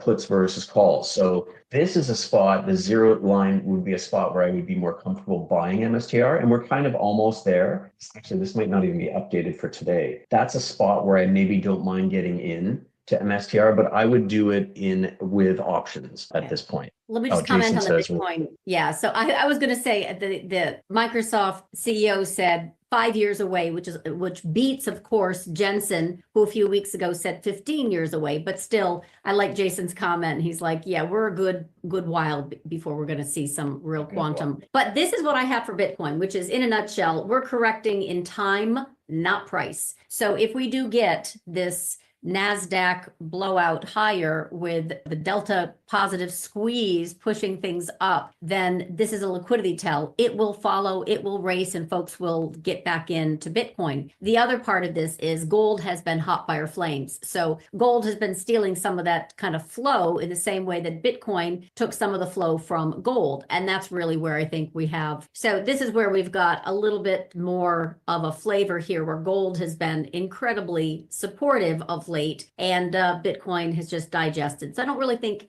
the quantum isn't, it could be a narrative, but that's not really, for me, it's gold is taking a lot of the attention and the money flow away from Bitcoin, and Bitcoin is just correcting sideways in time, not price. But what was the other question or comment he had? Bitcoin could look like a big head and shoulders, but for me, once it broke out of that big wedge, it typically will, run up, digest, and then move higher. So I still have like 130 as a price target on Bitcoin. I'm not a big fan of it, but I still think it could go there. So it's not doing anything right now. It has basically, that momentum indicator that maybe I didn't point out very much, has fallen while price in Bitcoin has gone sideways. That actually, if we do get a liquidity push into the markets, Bitcoin's a liquidity tell. That momentum indicator will fire up and it will actually launch Bitcoin. And in that particular case, I would be expecting gold to then take, a sideline, little pause. So this is what I'm looking at as far as rotation with Bitcoin and gold. But they're not really, gold has been a phenomenal trend. This has been ridiculous. So I'm much more interested in gold and silver and miners than I am Bitcoin and that whole space. Silver Yes. too. Yeah. I've got And a silver silver has- position.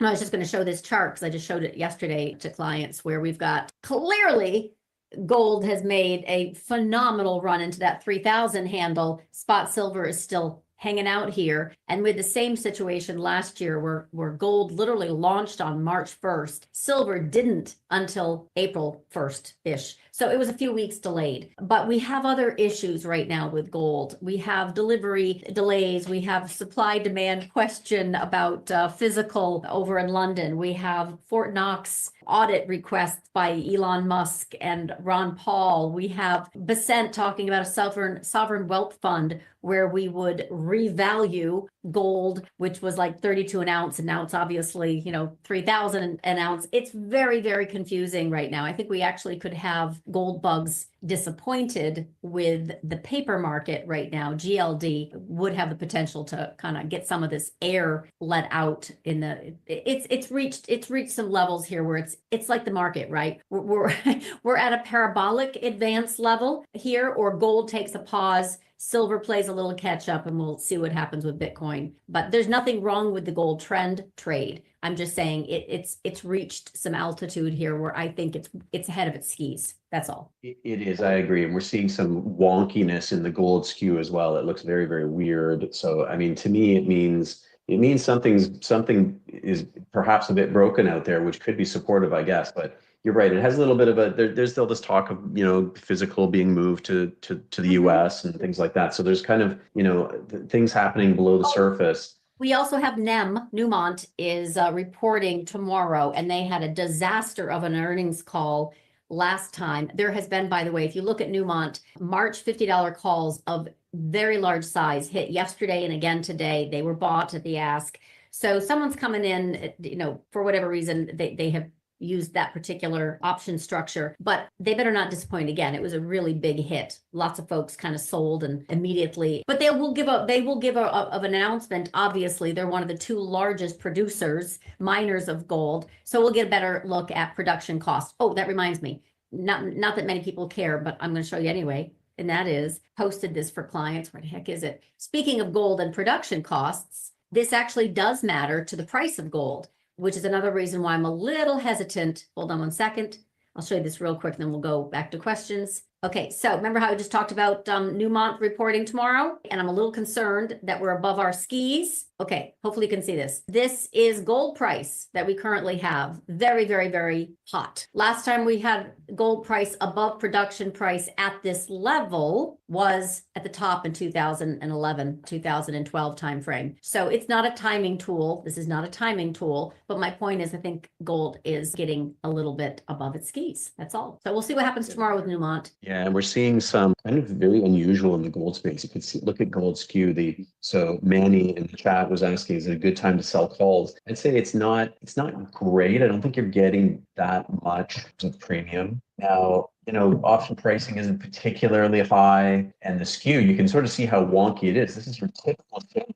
This dotted lighter line at the bottom here where you have sort of puts cheaper than the calls. The call, this usually prices in kind of that upside explosive potential that gold has, and it's played out. And so now we've had the run, people are selling out their calls, they're kind of pushing down, getting out of that sort of play. So that's pushing down skew a little bit, but it makes the call sale not very exciting. Like, you might be right in doing it if it kind of just sits around here for a little while. It's not going to give you a massive hedge to the downside if gold does end up pulling back, $150, $200. It's not going to help you a ton. Now, to your other point, maybe you could buy some puts. I would kind of buy put spreads at this point. You have sort of a little flattening or almost steep to the downside. So if you are going to get into some protection, pick something a bit more near term that gives you that gamma, right? It's going to give you the reaction you want. If you pick something too far into the distance, it's not going to really give you as much of bang for your buck. So maybe like a put spread, Manny, something like that, and figure out, kind of go, well, how much do I need if I buy 10 of these? This is going to give me this amount of protection, and compare that to your position in gold and sort of get a feel for whether that's enough for you. If you can plug it into a platform like this, it's going to give you deltas, and it's going to tell you, well, you can profile it, you can kind of model it and go, okay, well, if I do this, it's going to give me this much protection. So this program can kind of help you to figure that out. What was the other question we had? I was going to comment. Someone asked about nat gas, and I'm very, very blessed. I mean, one of one of our 10 contributors. Hans is one, by the way, and he also teaches a program. So for those who aren't familiar, it's ledutratrading.com/Hans for options education. But he also contributes trades and supports clients. We have an oil trader, Bob, and he's really much more involved in the physical market. We're just trading the paper and the oil and gas, stocks. But long story short, nat gas is a specialty. And I'm very fortunate that client Ann is really, really in that space. And client Brian is in the refinery business. So I get to collaborate with these folks within the energy space. Anyway, long story short, Ann mentioned this morning on nat gas because we have pushed into a level. Let me just show that to you real quick. All right, so this is oil. I'm curious about that too, Samantha, because Yeah. the uranium trade hasn't been doing very well lately. Yeah, we So want to talk I'm about wondering that. if natural, yeah. Okay, so nat gas right now has spiked higher, but this is most usually in the winter times. It is a weather trade. So asked her today because literally this was a really key level. This 3.4 is nat gas, by the way, those who are focused on this. I show this to clients every single day. So when it was down here in below 2, she's like, oh my God, this is ridiculous. So she was recommending it. And of course, this has worked out extremely well. And the stocks that go with it, like EQT, still long. They just in fact did earnings yesterday and they did fine. But the point is, her comment, because we asked, we're going a little parabolic here in nat gas. We're above all the levels that mattered, 3.4, the 4 area, 4.3. She says it's bitter cold this week, but after that, we should be done. Watch the hedging programs for the E&P companies. Futures market still averaging only about annual price, which isn't enough to pay to drill, baby, drill. And she is personally waiting to buy back when spring comes along. So that's what I mean by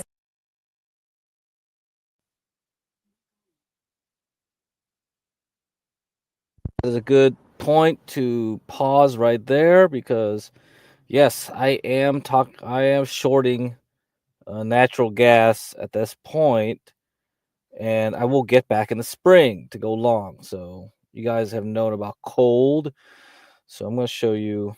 Let me see a little bit here.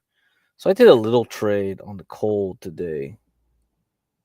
From yesterday. It was basically from yesterday, I think. Or was it today? Yeah, it's today.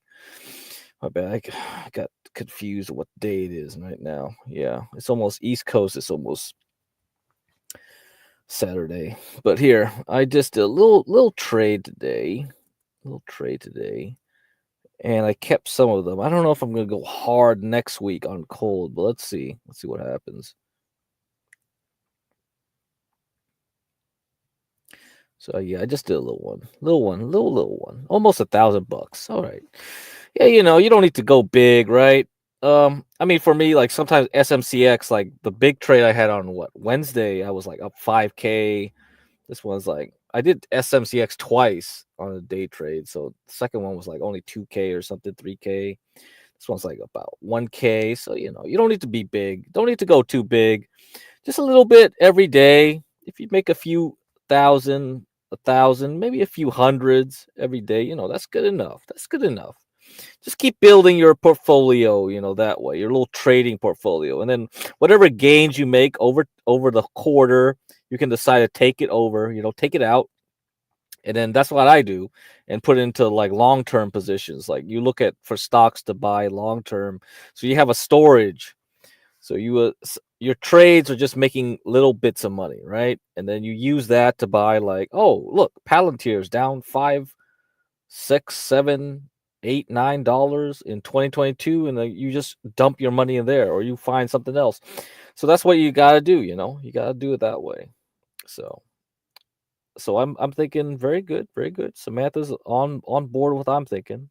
Is actually in the market and has color and perspective, and she's talking her book. I think that should help more than my chart saying, yeah, it's above, it's above 4. So right now, watch for this to digest and potentially even come back down. But anyway, I don't know if that answered some of the questions, but that is the color that I have on nat gas. As it relates to uranium, be careful. CCJ, which is the largest U.S. chemical, miner, they report tomorrow, and this is a nuclear renaissance. Oh, hold on. Let me undo this. This is a nuclear renaissance theme that has moved a little bit too fast, first and foremost. So there are a lot of reasons to be suspect about this is a multi-year, by the way, this has been recommended in November of 2020. So this is a multi-year theme for uranium and CCJ and the like. But there are some other stocks that have come in, SMR, the small nuclear reactor, the LEU, and there's a little bit more play right now that's going on with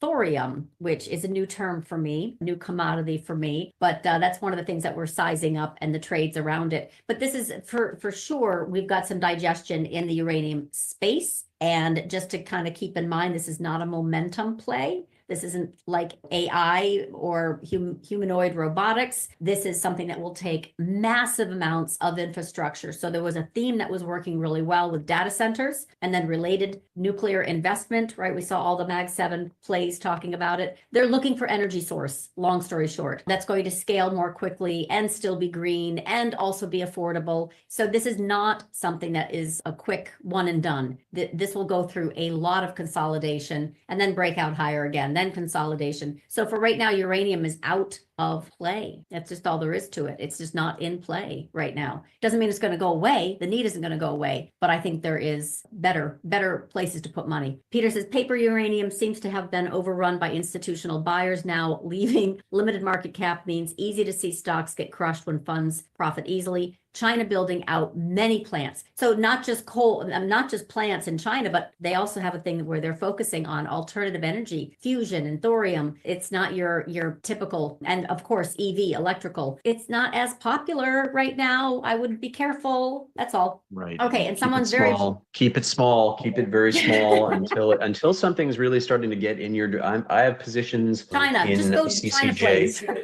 Yeah, I know. You need to rotate. So, I mean, that's the kind of market this is, right? Something can go from hero to zero rather quickly. So you just have to you got to be nimble, and having someone like Samantha really kind of guiding you every morning is an amazing, amazing thing. And if I you're have a interested team. It's not just me. well, you're very humble. And then if you want to get into the options game and figure out how to hedge and all that stuff, I can help you with that. So anybody who's interested, I think there's a 3-part course right on the screen here. So you can feet wet, get your toes Literally, wet, yes. see what you think. And we'll be Once here you're in, next you can. Wednesday. Yeah, Yep. I was going to say, and we'll navigate this obviously with clients every day, live trading room, and then all the contributors that are offering up option support as well for those who are interested. But Hans teaching it gives you a lot more control over portfolio hedges and or individual stock hedges and or directional alpha, because he's been doing awesome with those individual plays. So I'm much more focused right now in kind of the macro oil, dollar, energy complex, as well as sector rotation. We don't really have a strong sector rotation, in my humble opinion, outside of the China tech and economy. And I think that that's going to steal some of the thunder also from Mag 7. I think also a lot of the cost cutting at the federal government level is going to steal some thunder from economic growth. And that's both of those things are going to combine to put in a choppy sideways market at best. We might get a nice dealer, a gamma squeeze that's positive above the levels that we've talked about. And we're going to go chase that, of course, but it's not necessarily safe. Earnings for Mag 7 have absolutely come back down as far as trying to steal future growth. So I think there is going to be maybe not a come to Jesus moment in Q2. I'm looking at that more at the end of the year, but I think we definitely have more disappointment than opportunity. I don't think we're going to get above that 6,200 and scream higher into 7,000, whatever hats they were wearing. That's not my baseline bet. I definitely see maybe even potential for fake breakout, fast failure lower into the second half of the year. But for right now, we've been absolutely really on individual plays on a chase or swing time frame. They've been doing great. So no complaints there. My NVIDIA, we talked about this on February 6th, even after bounced, and I said 113 was extremely strong support. Wait until it gets there. And then it hit literally 113 and bounced. Anyway, long story short, I waited until it was like 124, 125 to make sure it wasn't going to roll back over. And then I saw, like, no, this is going to go higher. Put on a financed call spread. It's up 1,800% just since February 6th. So I'm very patient. I'm very, very, very, very focused on stock selection right now, not indices. It's just so boring. Right. All right. Well, thank you so much for showing up. This is going to be, every Wednesday, next Wednesday. All right. So I think that's it. Stock pickers market, indexes are boring. Yes, that's the way it's going to be. So we're going to have to look at everything more carefully. I think over the weekend, I'm going to have to look at which stocks got damaged the most. And yeah, uranium, she was mentioning quite badly. So I did look at a lot of uranium stocks today, very red for some reason, a lot redder than most other sectors. Not a good sign there. So I don't know if that's the thing to come. So, I mean, I was hoping maybe LTBR would like fly up just because it was a small cap, micro cap type stock. It would be easy to push up, but maybe after on Friday's move, I might have to say, nope, it's not going to happen. So, yeah, we're going to have to do a lot of homework in the coming weeks, see what it is, but prepare to short. So again, I put the list here. You can do TZA, SOXS, WEBS, or SQQQ. If we got to short the index, if there's going to be a short coming around the corner, you might as well take advantage of it while you wait. So, yeah, I'm looking for that top. All right, guys, have a good night. Oh, less than 30 minutes until midnight for you guys on the East Coast. But I'll see you guys next week. Definitely going to be crazy. Well, I might see you on Sunday. I don't know. Let's see what research I come up with over the weekend. I'm going to have to look over tons of stocks, I think, and see what's going to happen. Yeah, so maybe I'll come up with something. See if whatever happens on the futures, too. Never know. Maybe the German elections will do something to the market. All right, later. Feel like I should, feel like I should, feel like I should, feel like I should go. Go. Feel like I should go. Feel like I should, feel like I should, feel like I should, feel like I should go. Feel like I should go. Feel like I should, feel like I should, feel like I should, feel like I should.